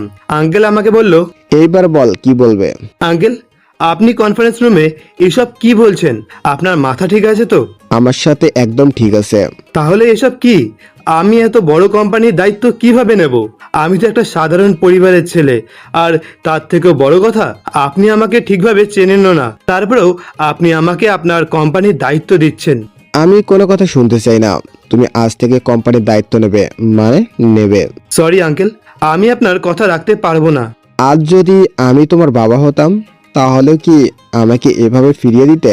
হ্যাঁ, ফিরিয়ে দিতাম। কিন্তু কেন? কারণ আমার এখনো পড়াশোনা কমপ্লিট হয়নি আর আমি নিজের পায়ে দাঁড়াতে চাই। আচ্ছা, পড়ালেখা শেষ হলে তোমাকে কোম্পানির দায়িত্ব অবশ্যই নিতে হবে। এখন আপাতত ওদের সামনে বলো না যে তুমি কোম্পানির দায়িত্ব নিচ্ছ না। Okay uncle. আরেকটা কথা ছিল আঙ্কেল। আবার কি কথা? তাড়াতাড়ি বলো। প্রত্যুষার সাথে আমার বিয়ে, এর মানে আমি বুঝলাম না। প্রত্যুষা তোমাকে খুব ভালোবাসে, তাই ওকে আমি কথা দিয়েছি তোমার সাথে প্রত্যুষার বিয়ে দেবো আমি। আচ্ছা, আপনার যা ভালো মনে হয় তাই করেন। চলেন, ওনারা আমাদের জন্য অপেক্ষা করছে। হ্যাঁ চলো। আমরা দুজনে আবার কনফারেন্স রুমে চলে আসলাম। আঙ্কেল আবার বললেন, আজ থেকে বিজয় এই কোম্পানির দায়িত্ব নেবে, আর যতদিন ওর পড়াশোনা শেষ না হয় ততদিন পর্যন্ত আমি অফিসে থাকবো। আঙ্কেল তারপরে ম্যানেজারকে উদ্দেশ্য করে বললেন, অনিরুদ্ধ, তুমি বিজয়কে অফিসের সবকিছু বুঝিয়ে দাও। Okay sir. আর বাকিরা সবাই নিজেদের কাজে যান। আর ম্যানেজার আমাকে উদ্দেশ্য করে বলল, স্যার, আপনি আমার সাথে আসেন। ওকে চলুন। তারপরে অনিরুদ্ধ স্যার আমাকে একে একে সব বুঝিয়ে দিলেন, কিন্তু আমি একটু কম এডুকেটেড হওয়ার জন্য সবকিছু বুঝতে পারিনি, তবে কিছু কিছু জিনিস বুঝতে পেরেছি। তারপরে মোটামুটি সবকিছু বুঝে আঙ্কেলের কেবিনে গিয়ে আঙ্কেলকে বললাম, আঙ্কেল আমার কি আর কোনো কাজ আছে? না, নেই। কেন, তোমার কি অন্য কোনো কাজ আছে?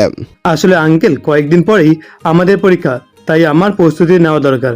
যাও আর গিয়ে ভালো করে লেখাপড়া করো। Okay uncle. এই বলে আমি অফিস থেকে বের হয়ে সোজা গাড়ি নিয়ে বাড়িতে চলে আসলাম। বাড়ি এসে গাড়ি পার্ক করে সোজা রুমে চলে গেলাম। আর রুমে গিয়ে দেখি প্রত্যুষা আমার খাটে ঘুমিয়ে আছে। ঘুমন্ত অবস্থায় ওকে একদম পরীর মতো লাগছে। মন চাইছে ওকে গিয়ে একটা কিস করে দিয়ে আসি, কিন্তু মনকে সান্ত্বনা দেওয়ার জন্য বললাম, না বিজয়, তোর জীবনে এত সুখ নেই, তাই তুই প্রত্যুষা থেকে একটু দূরেই থাক। এতে তোরই ভালো হবে। আমি আর কিছু না ভেবে সোজা ফ্রেশ হতে চলে গেলাম। ফ্রেশ হয়ে বেরিয়ে এসে দেখি প্রত্যুষা বসে আছে। আমাকে ওয়াশরুম থেকে বেরোতে দেখে প্রত্যুষা বলল, তুমি কখন আসলে? এইমাত্র আসলাম, কিন্তু তুমি আমার রুমে কি করছো? রুম গোছাতে এসেছিলাম, কিন্তু হঠাৎ করে ঘুম চলে আসে, তাই এখানেই ঘুমিয়ে পড়ি। I am sorry Bijoy. It's okay, কিন্তু আর যেন তোমাকে আমার রুমে ঘুমিয়ে যেতে না দেখি। আমার বাড়িতেই থাকো আর তুমি আমাকেই তোমার রুমে ঘুমাতে মানা করছো? কি হাস্যকর, তাই না? ঠিক আছে, তুমি যখন বলছো তাহলে আর তোমার রুমে ঘুমাবো না। মনে মনে বললাম, তাই তো, আমি তার বাড়িতে থাকি, অথচ আমি তাকে বলছি আমার রুমে না আসতে। সত্যি হাস্যকর ব্যাপার। না, তুমি আসতে পারবে, কোনো সমস্যা নেই, কারণ এটা তো তোমারই বাড়ি। আচ্ছা, তুমি অফিস থেকে চলে আসলে কেন? আসলে সামনে তো আমাদের পরীক্ষা, তাই প্রস্তুতি নিতে হবে, এই জন্য বাড়ি ফিরে আসলাম। ও ভালো হয়েছে, আমারও অনেক অধ্যায় বাকি রয়েছে। চলো দুজনে একসাথে পড়ালেখা করি। কি আর করব, আমারও যে অনেক পড়া বাকি আছে, তাই আর মানা করলাম না। ওকে, কি খাবে বলো? কফি নাকি চা? তুমি বানাবে নাকি? হ্যাঁ, আমি বানাবো। তাহলে তো কফি খেতে হয়। ওকে, বসো তুমি, আমি এখনই কফি বানিয়ে আনছি। ওকে, যাও। প্রত্যুষা রান্নাঘরে চলে গেল আর আমি বই নিয়ে খাটের ওপরে বসে পড়লাম। কিছুক্ষণ পরে প্রত্যুষা কফি নিয়ে আসলো। দুজনে কফি খেতে খেতে আড্ডা দিলাম। কফি খাওয়া শেষ হলে দুইজন বই নিয়ে পড়তে বসি। কিছুক্ষণ পরে মোবাইলটা নিয়ে ছাদে চলে এলাম। তারপরে পুরনো সিমটা অ্যাক্টিভেট করে সন্দীপকে কল করলাম। কয়েকবার রিং হওয়ার পরেই কলটা রিসিভ হলো। হ্যালো সন্দীপ। কে ভাই আপনি? তোর বাপ বলছি। দূর, আমার বাবা এখন আমার সামনে বসে আছে, তাহলে তুই আবার আমার কোন মায়ের জামাই রে? সন্দীপ, ফাজলামি বাদ দে, বল তোরা কেমন আছিস? আমি ভালো আছি না খারাপ আছি তার খবর নেওয়ার কি দরকার? 2 মাস হয়ে গেল, এর মধ্যে আমার কোনো খবর নিয়েছিস? আমরা বেঁচে আছি নাকি মরে গেছি তার কোনো খোঁজ খবর তো নিসনি। সরি ভাই, আসলে আমি খুব কষ্টে ছিলাম, তাই তোদের সাথে কথা বলতে পারিনি। কি কষ্ট রে ভাই? আর তুই কোথায় আছিস? আমি এখন ঢাকায় আছি। মা বাবা কেমন আছে রে? ওদের জন্য খুবই মন খারাপ করছে আমার। আঙ্কেল আন্টি একদম ভালো নেই। তুই যাওয়ার পর এমন একটা দিন যায়নি সেদিন ওরা আমাকে তোর কথা জিজ্ঞাসা করেনি। কি কি জিজ্ঞাসা করছিল রে, বল না। তুই কোথায় আছিস, আমাদের সাথে তোর কথা হয় কিনা। আন্টি বলেছে ওনারা তোকে নাকি ভুল বুঝে বাড়ি থেকে বের করে দিয়েছে, কিন্তু কেন? আচ্ছা, মা কি আমাকে ক্ষমা করেছে? হ্যাঁ আন্টি তো আমাদের প্রায় বলে আমাদের সাথে আমার ছেলের কথা হলে বলবে ওকে বাড়ি ফিরে আসতে। আমরা তাকে ক্ষমা করে দিয়েছি। সত্যি? কিন্তু কিসের জন্য ক্ষমা চাইছিস তুই? আমি তো কিছুই বুঝতে পারছি না, আমাকে একটু বলবি?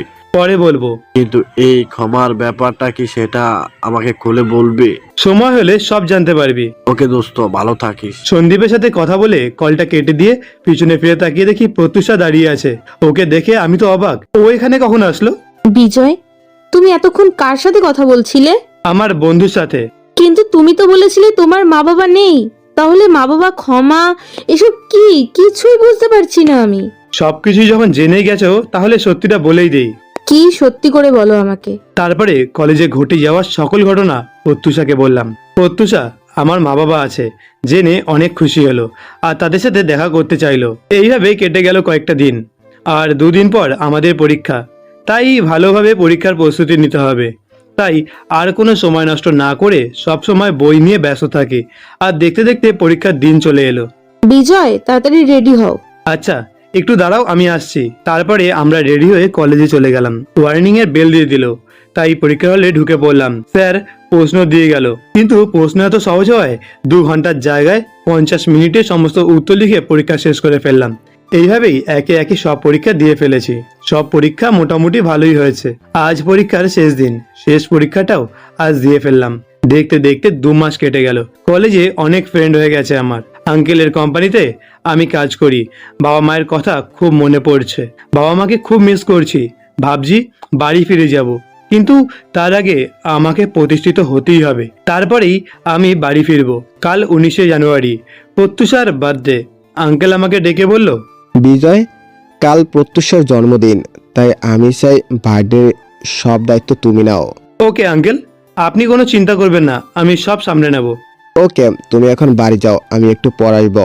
না আঙ্কেল, এখন অনেক রাত হয়ে গেছে, আপনি বাড়ি যান, আমি না হয় ফাইলগুলো চেক করে তারপরে আসছি। ওকে, তাহলে আমি যাই। এই বলে আঙ্কেল গাড়ি নিয়ে বাড়ি চলে গেল, আর আমি ফাইলগুলো চেক করে কিছুক্ষণ পরে বাড়ি আসলাম। বাড়ি এসে ফ্রেশ হয়ে ঘুমিয়ে পড়লাম, কিন্তু কিছুতেই আমার ঘুম আসছে না। তাই ছাদে চলে গেলাম। ছাদে একটু দাঁড়িয়ে থেকে তারপরে আবার রুমে চলে আসলাম। রুমে এসে ঘুমিয়ে পড়লাম। সকালবেলায় ফ্রেশ হয়ে নিচে ব্রেকফাস্ট করতে এলাম। ব্রেকফাস্ট করতে বসেছি, এমন সময় আঙ্কেল বলল, কাজ কত দূর এগিয়েছে? সন্ধ্যের আগেই হয়ে যাবে সবকিছু। কিসের কাজ বাবা? কোম্পানির কাজ। ও বাবা, আমি আজ একটু আমার বান্ধবীর বাড়ি যাব, আস্তে আস্তে সন্ধে হয়ে যাবে। ঠিক আছে, যাও, সমস্যা নেই। থ্যাংক ইউ বাবা, তাহলে আমি যাই। ওকে, সাবধানে যাও। ঠিক আছে বাবা। এই বলে প্রত্যুষা গাড়ির চাবি নিয়ে বান্ধবীর বাড়িতে চলে গেল।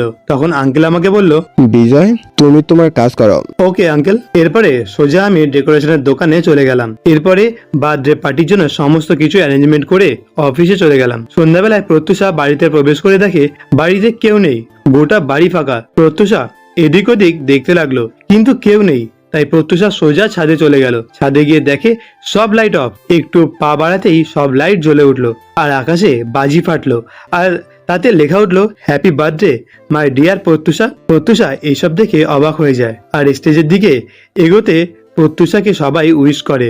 তখন আঙ্কেল প্রত্যুষাকে বলে, এবার কেকটা কাটো। তারপরে প্রত্যুষা কেক কাটলো। কেক কেটে আঙ্কেলকে খাওয়ালো, আর আঙ্কেলও প্রত্যুষাকে কেক খাইয়ে দিল। এরপরে প্রত্যুষা এক টুকরো কেক আমাকে খাওয়াতে গেল। আমি ওর হাত থেকে কেকের টুকরোটা নিয়ে নিলাম। ওর হাত থেকে কেক খেলাম না। এরপরে কেক কাটা পর্ব শেষ হলে আঙ্কেল সকলের সামনেই অ্যানাউন্স করেন, আজ আপনাদেরকে একটা খুশির খবর দেওয়া আছে, আর তা হলো আগামী 3 আগস্ট আমার মেয়ে প্রত্যুষার সাথে আমার ভাইয়ের ছেলে বিজয়ের এঙ্গেজমেন্টের দিন ঠিক করা হলো। আঙ্কেলের এই কথা শুনে জন্মদিনে আসা সকল অতিথি আনন্দে হাততালি দিতে লাগলো। কিন্তু আঙ্কেলের এই অ্যানাউন্সমেন্টটা আমার ভালো না লাগলেও অন্য একজনের খুবই ভালো লেগেছে, আর সেটা অন্য কেউ নয়, সেটা হচ্ছে প্রত্যুষা। প্রত্যুষাকে দেখে বোঝা যাচ্ছে সে খুবই খুশি, কিন্তু আমি মোটেও খুশি নই, কারণ বামন হয়ে চাঁদে হাত দেওয়ার অধিকার আমার মতো গরিবের নেই। তাই আমার প্রত্যুষাকে বিয়ে করার স্বপ্নটা না দেখাই ভালো। আমি ওখানে আর দাঁড়ালাম না, ওখান থেকে সোজা নিচে চলে আসলাম। নিচে এসে দেখি একটা মেয়ে সোফায় বসে কাঁদছে। আমি কাছে গিয়ে দেখি এই মেয়েটা আর কেউ নয়, এ হচ্ছে সেই মেয়ে যার জন্য আমাকে বাড়ি ছাড়া হতে হয়েছে, কলেজ ছাড়া হতে হয়েছে। হ্যাঁ, সেই পিউকে দেখে আমার প্রচন্ড রাগ হচ্ছে, কিন্তু ও এখানে কি করছে? আমি ওকে দেখে ওর কাছে গিয়ে বসলাম। পিউ আমাকে দেখে বলল, বিজয়, তুমি এখানে কি করছো? আর প্রত্যুষার সাথে তোমার কিসের সম্পর্ক?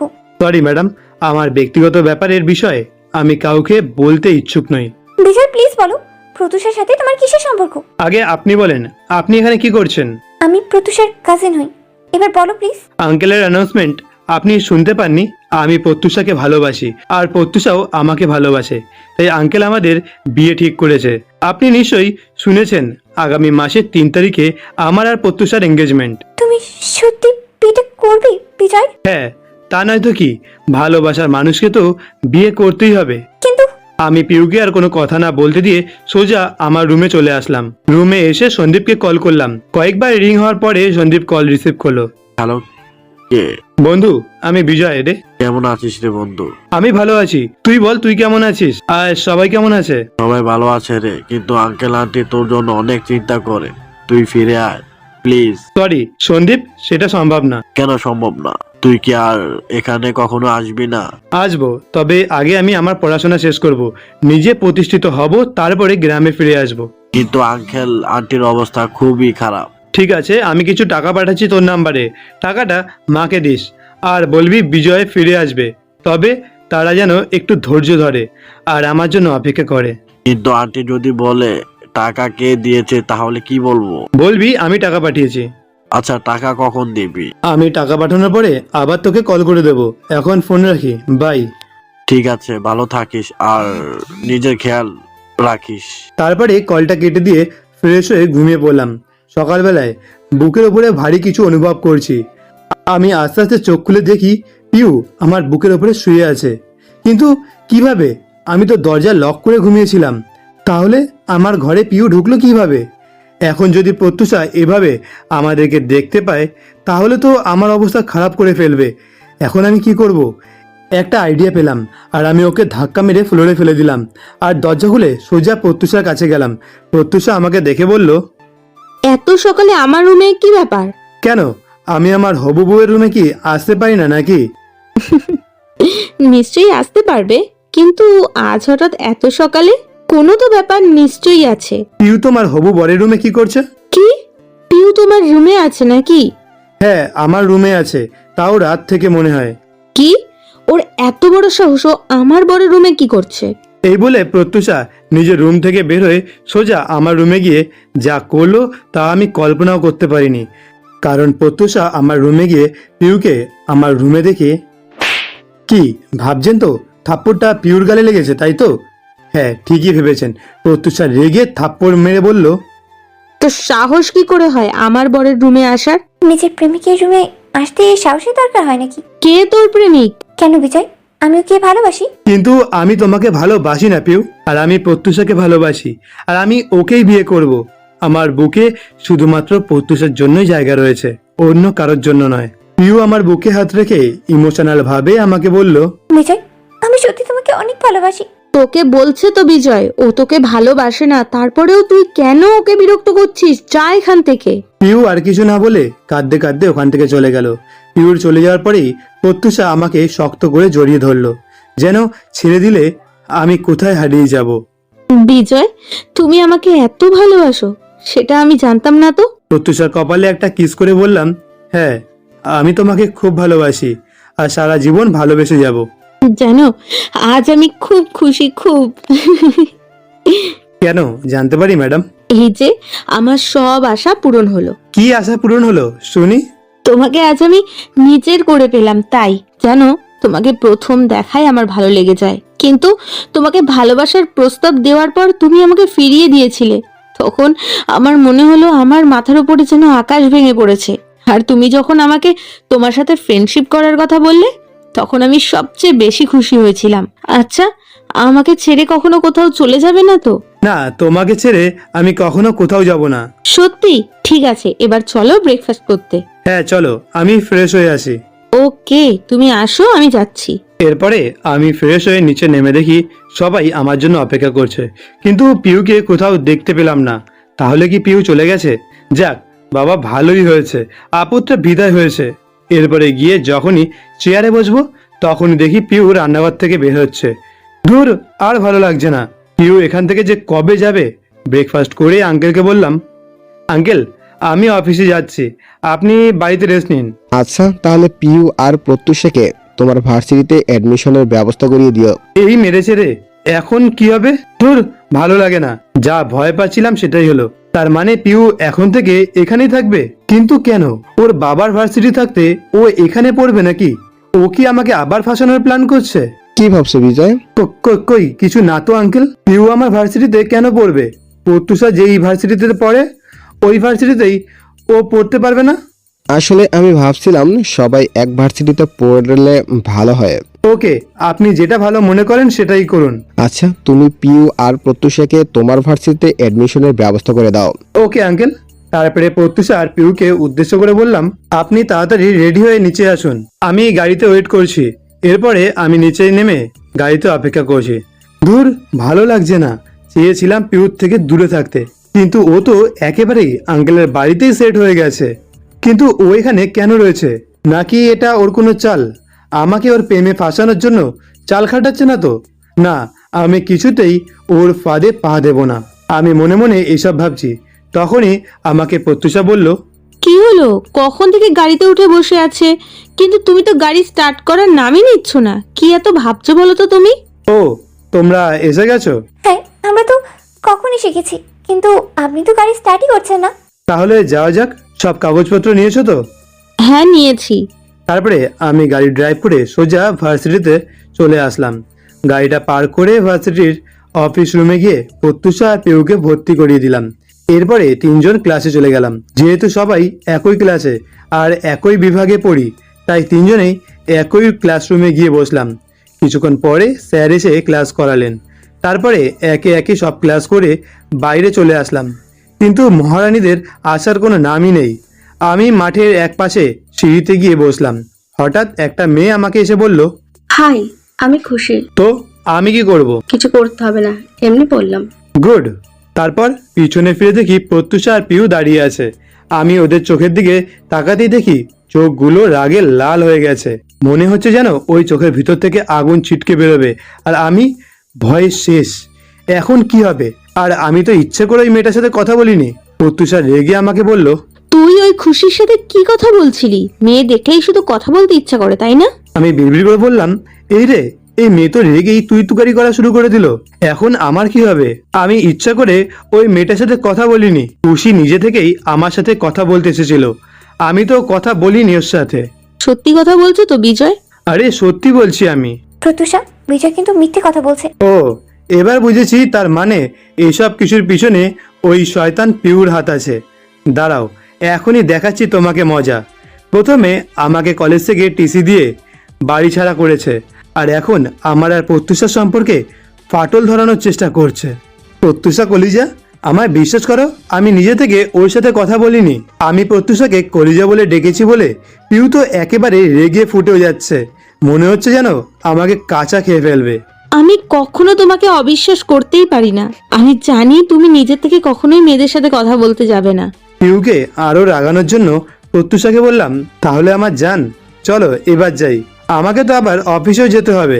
প্রত্যুষার হাত ধরে বললাম কথাটা। আমাকে প্রত্যুষার হাত ধরতে দেখে পিউ আর থাকতে না পেরে গাড়িতে উঠে বসলো। আমিও ওকে জ্বলতে দেখে প্রচন্ড খুশি হলাম। পিউ, এখন কেমন লাগছে? এখন আমাকে ভালোবাসতে এসেছো? তখন তো বলেছিলে আমার কিছুই নেই। তাহলে আজ কেন আমার ভালোবাসা দেখে এরকম করছো? পিউ, আমি তোমাকে কোনোদিনও ভালোবাসতে পারবো না, কারণ আমি প্রত্যুষাকে প্রচন্ড ভালোবাসি। কি হলো, চলো। হ্যাঁ, যাচ্ছি। আজ কিন্তু আমরা একটা রেস্টুরেন্টে যাব। রেস্টুরেন্টে কেন?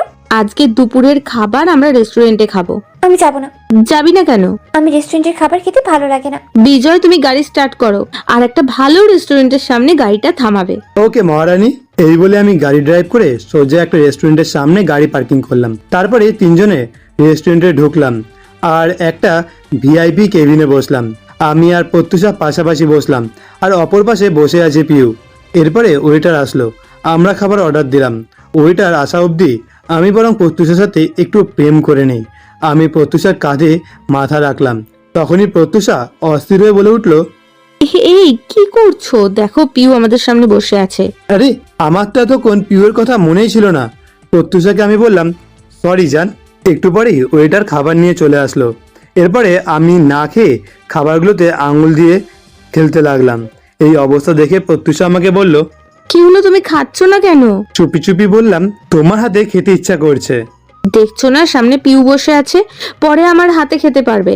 আচ্ছা ঠিক আছে, তবে রাতে কিন্তু আমি তোমার হাতে ছাড়া খাবার খাবো না। ঠিক আছে, কিন্তু যখন খেয়ে নাও।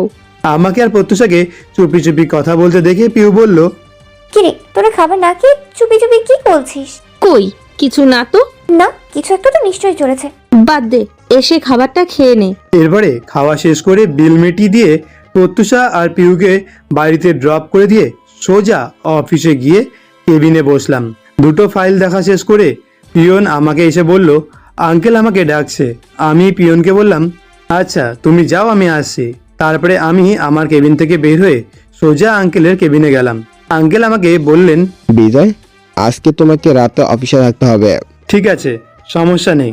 আজ সন্ধ্যায় একটা প্রজেক্ট আছে। এই প্রজেক্টটা যদি আমরা পাই তাহলে আমাদের কোম্পানির 70% লাভ হবে। ওকে আঙ্কেল, প্রজেক্টটা আমরা জিতবো, আপনি কোনো চিন্তা করবেন না।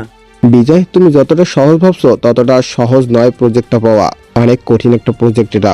আঙ্কেল, আপনি একদম চিন্তা করবেন না, আর প্রজেক্টের কাগজগুলো আমাকে দিন। এই নাও। আঙ্কেল, আমি তাহলে প্রজেক্টের প্রস্তুতি নিতে আমার কেবিনে গেলাম। কোনো সমস্যা হলে বলবেন। ওকে, যাও। তারপর আঙ্কেলের কেবিন থেকে বের হয়ে সোজা আমার কেবিনে চলে এলাম। প্রজেক্টের ব্যাপারে সব প্রস্তুতি নিয়ে নিলাম। এখন শুধু প্রজেক্টটা ক্লায়েন্টের সামনে উপস্থাপনা করার অপেক্ষা। দেখতে দেখতে রাত 8টা বেজে গেল। আমি আর আঙ্কেল কনফারেন্স রুমে চলে গেলাম। এরপরে সব ক্লায়েন্ট চলে আসলো। একজন ক্লায়েন্ট বলল, মিস্টার সেন, আপনাদের প্রজেক্ট দেখা। বিজয়, প্রজেক্টটা ওনাদের দেখাও। এরপরে আমি প্রজেক্ট অন করে পুরো প্রজেক্টটা ওনাদের দেখাতে লাগলাম। এরপরে প্রেজেন্টেশন শেষ হলে সবাই হাততালি দিল। মিস্টার সেন, আমি আপনাকে এই প্রজেক্টটা কিনতে চাই। আমিও আপনার প্রজেক্ট কিনতে চাই। ওকে, ডিল ডান। ওকে, ডিল ফাইনাল। এই নিন। আমার পক্ষ থেকেও ডিল ফাইনাল। এই নিন 50% আগে পরিশোধ করে দিলাম, বাকিটা প্রজেক্ট হাতে আসার পর। ওকে মিস্টার রায়হান, প্রজেক্টটা আগামী 3 দিনের মধ্যে পেয়ে যাবেন। আর টিআর গ্রুপের সিইও হচ্ছে মিস্টার রায়হান। ওকে, তাহলে আমরা এখন আসি মিস্টার সেন। এরপরে আরও কয়েকটা কোম্পানি আমাদের প্রজেক্ট কিনে নিল। সবাই আঙ্কেল আর আমার সাথে হাত মিলিয়ে চলে গেল। সবকিছু তোমার জন্য সম্ভব হয়েছে। কংগ্রেচুলেশন বিজয়। এটা আমার কর্তব্য আঙ্কেল। জানো, এই প্রজেক্টের জন্য আমরা 80 কোটি টাকা পেয়েছি, আরো 120 কোটি টাকা পাবো। যদি সব কোম্পানিকে আমরা প্রজেক্ট দিতে পারি তাহলে আমরা আমাদের কোম্পানির আর একটা শাখা তৈরি করতে পারবো।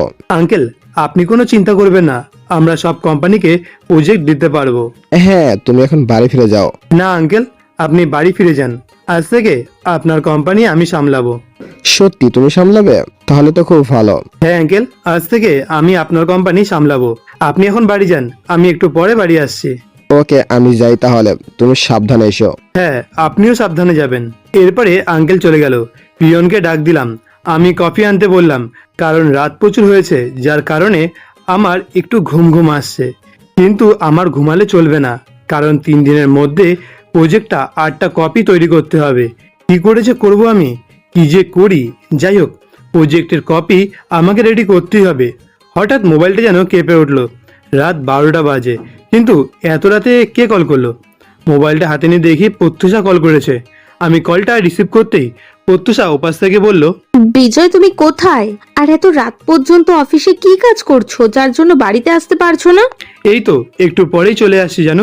ওকে, দেরি করো না কিন্তু, আমি তোমার জন্য এখনো পর্যন্ত না খেয়ে বসে আছি। কি, তুমি এখনো খাওনি? হ্যাঁ, তোমার জন্য অপেক্ষা করছি, তুমি আসলে তোমার হাতে খাবো বলে। আজকে তো পারবো না, তুমি এখন খেয়ে লক্ষ্মী মেয়ের মতো ঘুমিয়ে পড়ো। কিন্তু কোনো কিন্তু নয়, তুমি খেয়ে ঘুমিয়ে পড়বে, ব্যাস। ঠিক আছে, কিন্তু তুমি তাড়াতাড়ি চলে এসো কিন্তু। ওকে, এই বলে ফোনটা কেটে দিয়ে আবার প্রজেক্টে হাত লাগালাম, কিন্তু কিছুতেই পারছি না। কি করি এখন কিছুই বুঝতে পারছি না। এরপরে কম্পিউটারে হাত দিয়ে প্রজেক্টটা আস্তে আস্তে আবারও রেডি করতে লাগলাম, কিন্তু একেবারে হলো না।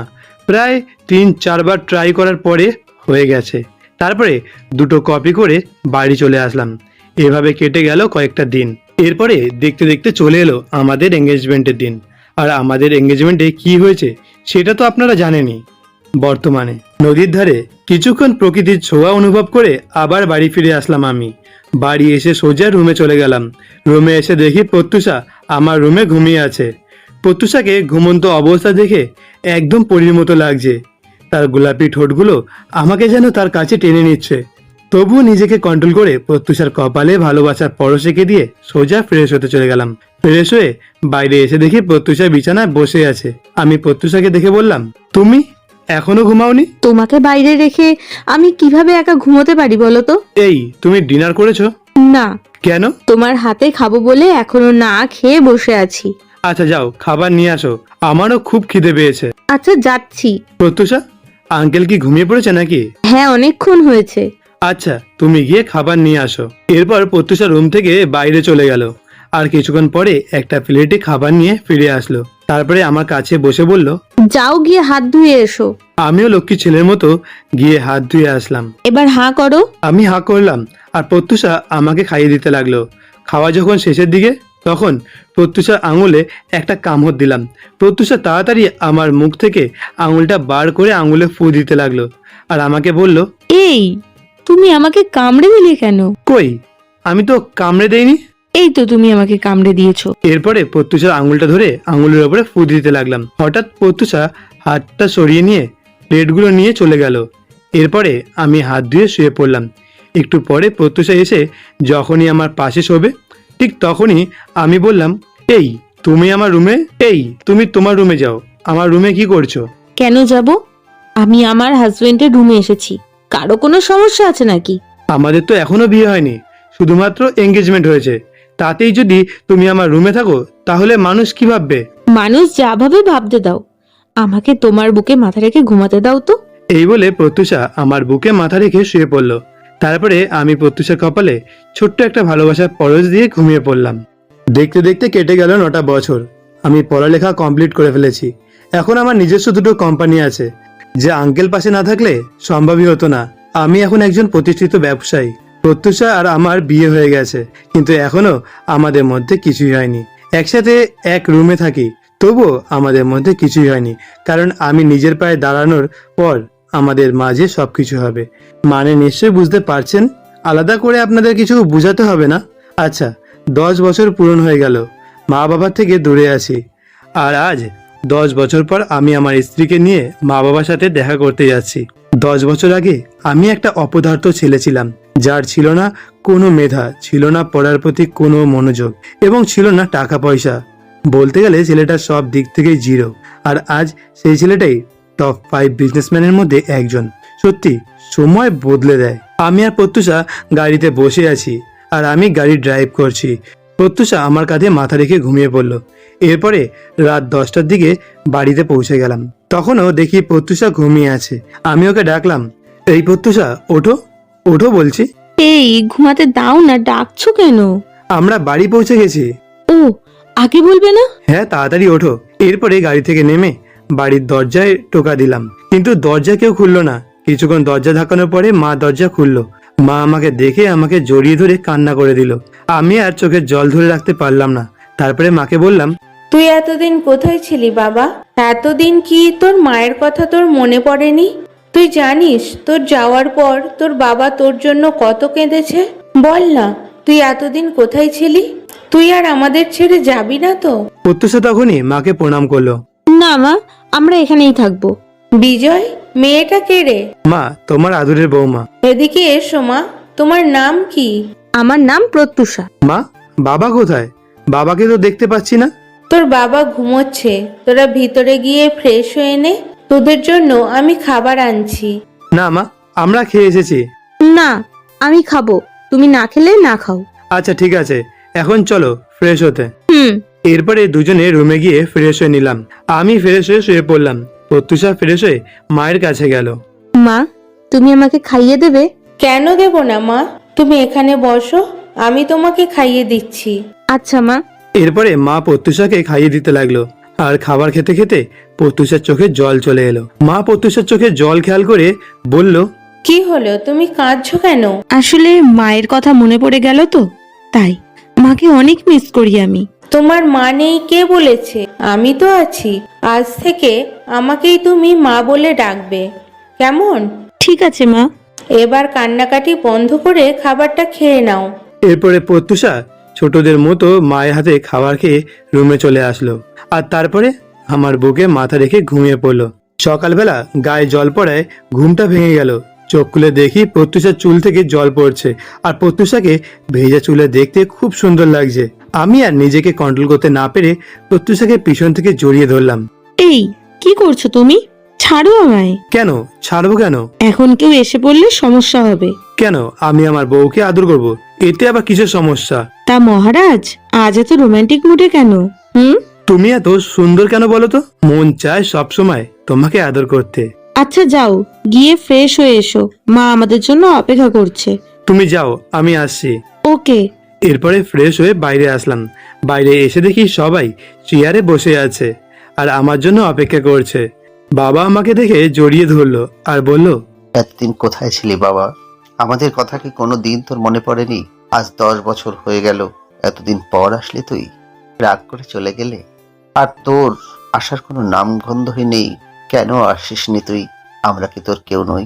বাবা, আমার তোমাদের কথা খুব মনে পড়তো, কিন্তু কি করব, তোমাদের সম্মান যা হানি হয়েছে তা তো ফিরিয়ে আনতে হতো আমাকে। তুই আর কোথাও যাবি না তো? না বাবা। মা, ব্রেকফাস্ট দাও, আমি একটু বাইরে বের হব। এখন আবার কোথায় যাবি? ওখান থেকে আসলে বলবো। আর তোমরা কাপড় চোপড় সব গুছিয়ে রাখো। কেন জামা কাপড় গুছিয়ে রাখবো বাবা? আমি নতুন ফ্ল্যাট কিনেছি, ওখানে চলে যাব আমরা। আর আমি এখন একটু কলেজে যাব, কারণ ওই কলেজের সভাপতি এখন আমি। আচ্ছা ঠিক আছে। এরপরে ব্রেকফাস্ট করে সোজা কলেজে চলে আসলাম। কলেজে এসে দেখি কলেজে প্রোগ্রাম হচ্ছে। প্রোগ্রাম হবে নাই বা কেন, নতুন সভাপতিকে বরণ করতে হবে যে। এরপরে আমি স্টেজে গিয়ে বসে পড়লাম। তারপরে প্রিন্সিপাল মাইকে অ্যানাউন্স করলো, মাই ডিয়ার স্টুডেন্ট, আজকে আমাদের কলেজের নতুন সভাপতি তোমাদের সম্মুখে কিছু বলবেন। আমি সভাপতি মহাশয়কে অনুরোধ করব উনি যেন ওনার মূল্যবান মতামত পেশ করেন। প্রিন্সিপালের অ্যানাউন্সমেন্ট শুনে সবাই হাততালি দিল। তারপরে আমি স্টেজে গিয়ে মাইক হাতে নিয়ে আমার বক্তব্য শুরু করলাম। নমস্কার সবাইকে, কেমন আছেন? আমি একদিন এই কলেজের স্টুডেন্ট ছিলাম, কিন্তু এই কলেজে আমার স্থান হয়নি। শুধুমাত্র মিথ্যা অপবাদ দিয়ে আমাকে এই কলেজ থেকে টিসি দেওয়া হয়েছিল। তখন সভাপতি ছিলেন মিস্টার চৌধুরী। সেদিন আমি ওনাকে চ্যালেঞ্জ করেছিলাম, একদিন ওনার কলেজের সভাপতি আমি হব। আর আজ আমি সেই চ্যালেঞ্জ পূরণ করেছি। কিন্তু তোমরা সবাই স্টুডেন্ট, আর তোমাদেরকে আমি একটাই কথা বলবো, জীবনে যতই বাধা আসুক না কেন, কোনোদিনও পিছিয়ে যাবে না। শত বাধা বিপত্তি পেরিয়েও তোমাকে এগিয়ে যেতে হবে। সবসময় একটাই কথা মনে রাখবে, জীবনে সাফল্য অর্জন করতে চাইলে অনেক বাধা বিপত্তি পার করতে হবে। তাহলে এই কথাই রইলো, সবাই মন দিয়ে পড়ালেখা করবে। ধন্যবাদ। এরপরে কলেজ থেকে বের হয়ে সোজা ফ্ল্যাটে চলে গেলাম। ফ্ল্যাটের ভিতরে ঢুকতেই আমার ফোনে একটা ভিডিও আসলো। ভিডিওটা দেখে তো আমার বুক ধপধপ করে উঠলো, আমার গলা শুকিয়ে গেল। ভিডিওতে দেখা যাচ্ছে প্রত্যুষাকে কারা যেন কিডন্যাপ করে বাগান বাড়িতে বেঁধে রেখেছে। আর ভিডিওতে বলছে আমার সমস্ত কোম্পানি আর 700 কোটি টাকা তার নামে করে দিতে হবে। কিন্তু কে হতে পারে, কে আমার এত বড় শত্রু হতে পারে? কে হতে পারে? প্রত্যুষাকে কে কিডন্যাপ করেছে? যে আমার প্রাণকে কিডন্যাপ করেছে তাকে আমি ছাড়বো না। সে যেই হোক না কেন, তাকে আমি প্রাণে মেরে ফেলবো। এরপরে আমি ওখান থেকে বাড়ি চলে আসলাম। বাড়ি এসে দেখি বাড়ির সমস্ত কিছু ভেঙে চুরে পড়ে আছে, আর বাবা মায়ের নিথর দেহটা মাটিতে পড়ে আছে। আমি দৌড়ে গিয়ে বাবা মা বলে চিৎকার করে উঠলাম, কান্না করে দিলাম।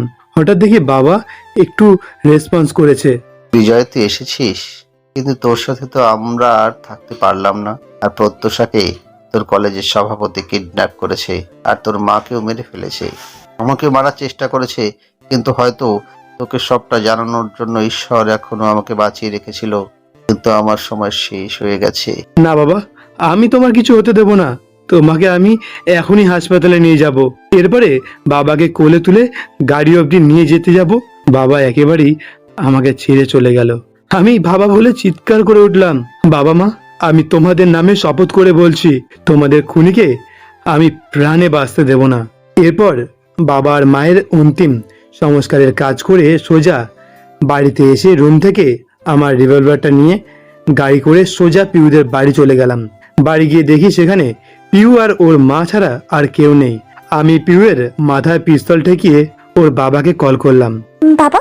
হ্যাঁ মামুনি, বলো। কোথায় আছে জিজ্ঞেস কর। বাবা, তুমি কোথায় আছো? এই তো আমাদের বাগান বাড়িতে আছি। কেন বলো তো মা? এমনি বললাম। আমি পিউর থেকে ফোনটা কেড়ে নিয়ে ভেঙে ফেললাম। তারপরে পিউ আর পিউর মাকে গুলি করে সোজা বাগান বাড়িতে চলে আসলাম। এরপরে বাগান বাড়ির সামনে গিয়ে দেখি চারদিকেই পিউয়ের বাবার লোকেরা পাহারা দিচ্ছে। তাই আমি বাগান বাড়ির পিছনে গিয়ে রিভলভারে সাইলেন্সার লাগিয়ে বাগান বাড়িতে লুকিয়ে লুকিয়ে ঢুকে পড়লাম। একটু এগিয়ে দেখি প্রত্যুষা চেয়ারে বাঁধা অবস্থায় রয়েছে। আমি প্রত্যুষাকে দেখে সামনে যেতেই পিউয়ের বাবার লোকেরা আমার মাথায় পিস্তল ঠেকিয়ে আমাকে ঘিরে ফেললো। একটু পরেই পিউয়ের বাবা আমাকে এসে বলল, এই নে কাগজ আর এই নে ল্যাপটপ, তোর সব কিছু তুই আমার নামে করে দে, আর তোর অ্যাকাউন্ট টাইপ করে পাসওয়ার্ড মেরে তোর সব টাকা আমার অ্যাকাউন্টে ট্রান্সফার করে দে, না হলে তুই তোর বউকে বাঁচাতে পারবি না। একটু জোরেই হেসে উঠলাম। মৃত্যুর মুখে দাঁড়িয়ে তোর ভয় করছে না? এইভাবে হাসছিস কেন? অস্ত্র দিয়ে লড়তে পারবি, অস্ত্র ছাড়া তোর লড়ার সাহসী নেই। এই কথা শুনে পিউর বাবা তার সমস্ত ছেলেদেরকে অস্ত্র ফেলে দিতে বলল। আমি তোদের সবাইকে 5 মিনিট সময় দিচ্ছি। 5 মিনিটের মধ্যে যদি তোরা সবাই মিলে আমাকে মারতে না পারিস, তাহলে আমি তোদের মেরে ফেলবো। Let's start the fight. এরপরে সবাই মিলে আমাকে মারতে লাগলো। আমার পুরো শরীর রক্তাক্ত হয়ে গেছে। তারপরে আমি কিছুক্ষণ মরার অভিনয় করলাম। আমাকে এমন হতে দেখে পিউয়ের বাবার লোকেরা বলল, বস, হি ইজ ফিনিশ। এরপরে আমি লাফ দিয়ে উঠে দাঁড়ালাম আর বললাম, your time is finish, let's my time start now. পিউয়ের বাবা বলল, বয়েজ কিল হিম। তারপরে পিউয়ের বাবার লোকেরা আমাকে মারতে আসলে আমি আমার পা দিয়ে লোকটির গলায় একটা লাথি মারলাম। সাথে সাথেই মাটিতে লুটিয়ে পড়লো। এরপরে একে একে সবাইকে মেরে শুয়ে দিলাম।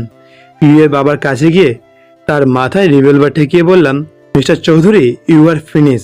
এরপরে আমি যখনই বন্দুক চালাতে যাব, ঠিক তখনই প্রত্যুষা এসে আমার হাতটা উপরে তুলে দিল, যার কারণে গুলিটা হাওয়ায় চলে গেল। বিজয়, তুমি কাকে মারতে যাচ্ছ? উনি আমার কাকা হন। আমি জানি প্রত্যুষা, কিন্তু তোমার কাকা আমার বাবা আর মাকে খুন করেছে, আর তোমাকেও কিডন্যাপ করেছে। কি? বাবা আর মাকে মেরে ফেলেছে? এখন আমি মা বলে কাকে ডাকবো? শেষ করে দাও। এরপরে প্রত্যুষা আমার কাছ থেকে রিভলভারটা নিয়ে পিউয়ের বাবাকে শুট করে দেয়। পিউয়ের বাবা সাথে সাথেই মাটিতে লুটিয়ে পড়ে। তারপরে প্রত্যুষা এসে আমাকে জড়িয়ে ধরলো। অনেক অনেক ধন্যবাদ আপনাদেরকে আমাদের ভিডিওটা দেখার জন্য, আর ধন্যবাদ আপনাকে সাপোর্ট করার জন্য। এরকম আরো ভালো ভালো mafia, romantic, sad, hacker video পেতে অবশ্যই আমাদের Piu Sanjay love story film certificate চ্যানেলটিকে সাবস্ক্রাইব করে পাশে থাকবেন। ধন্যবাদ।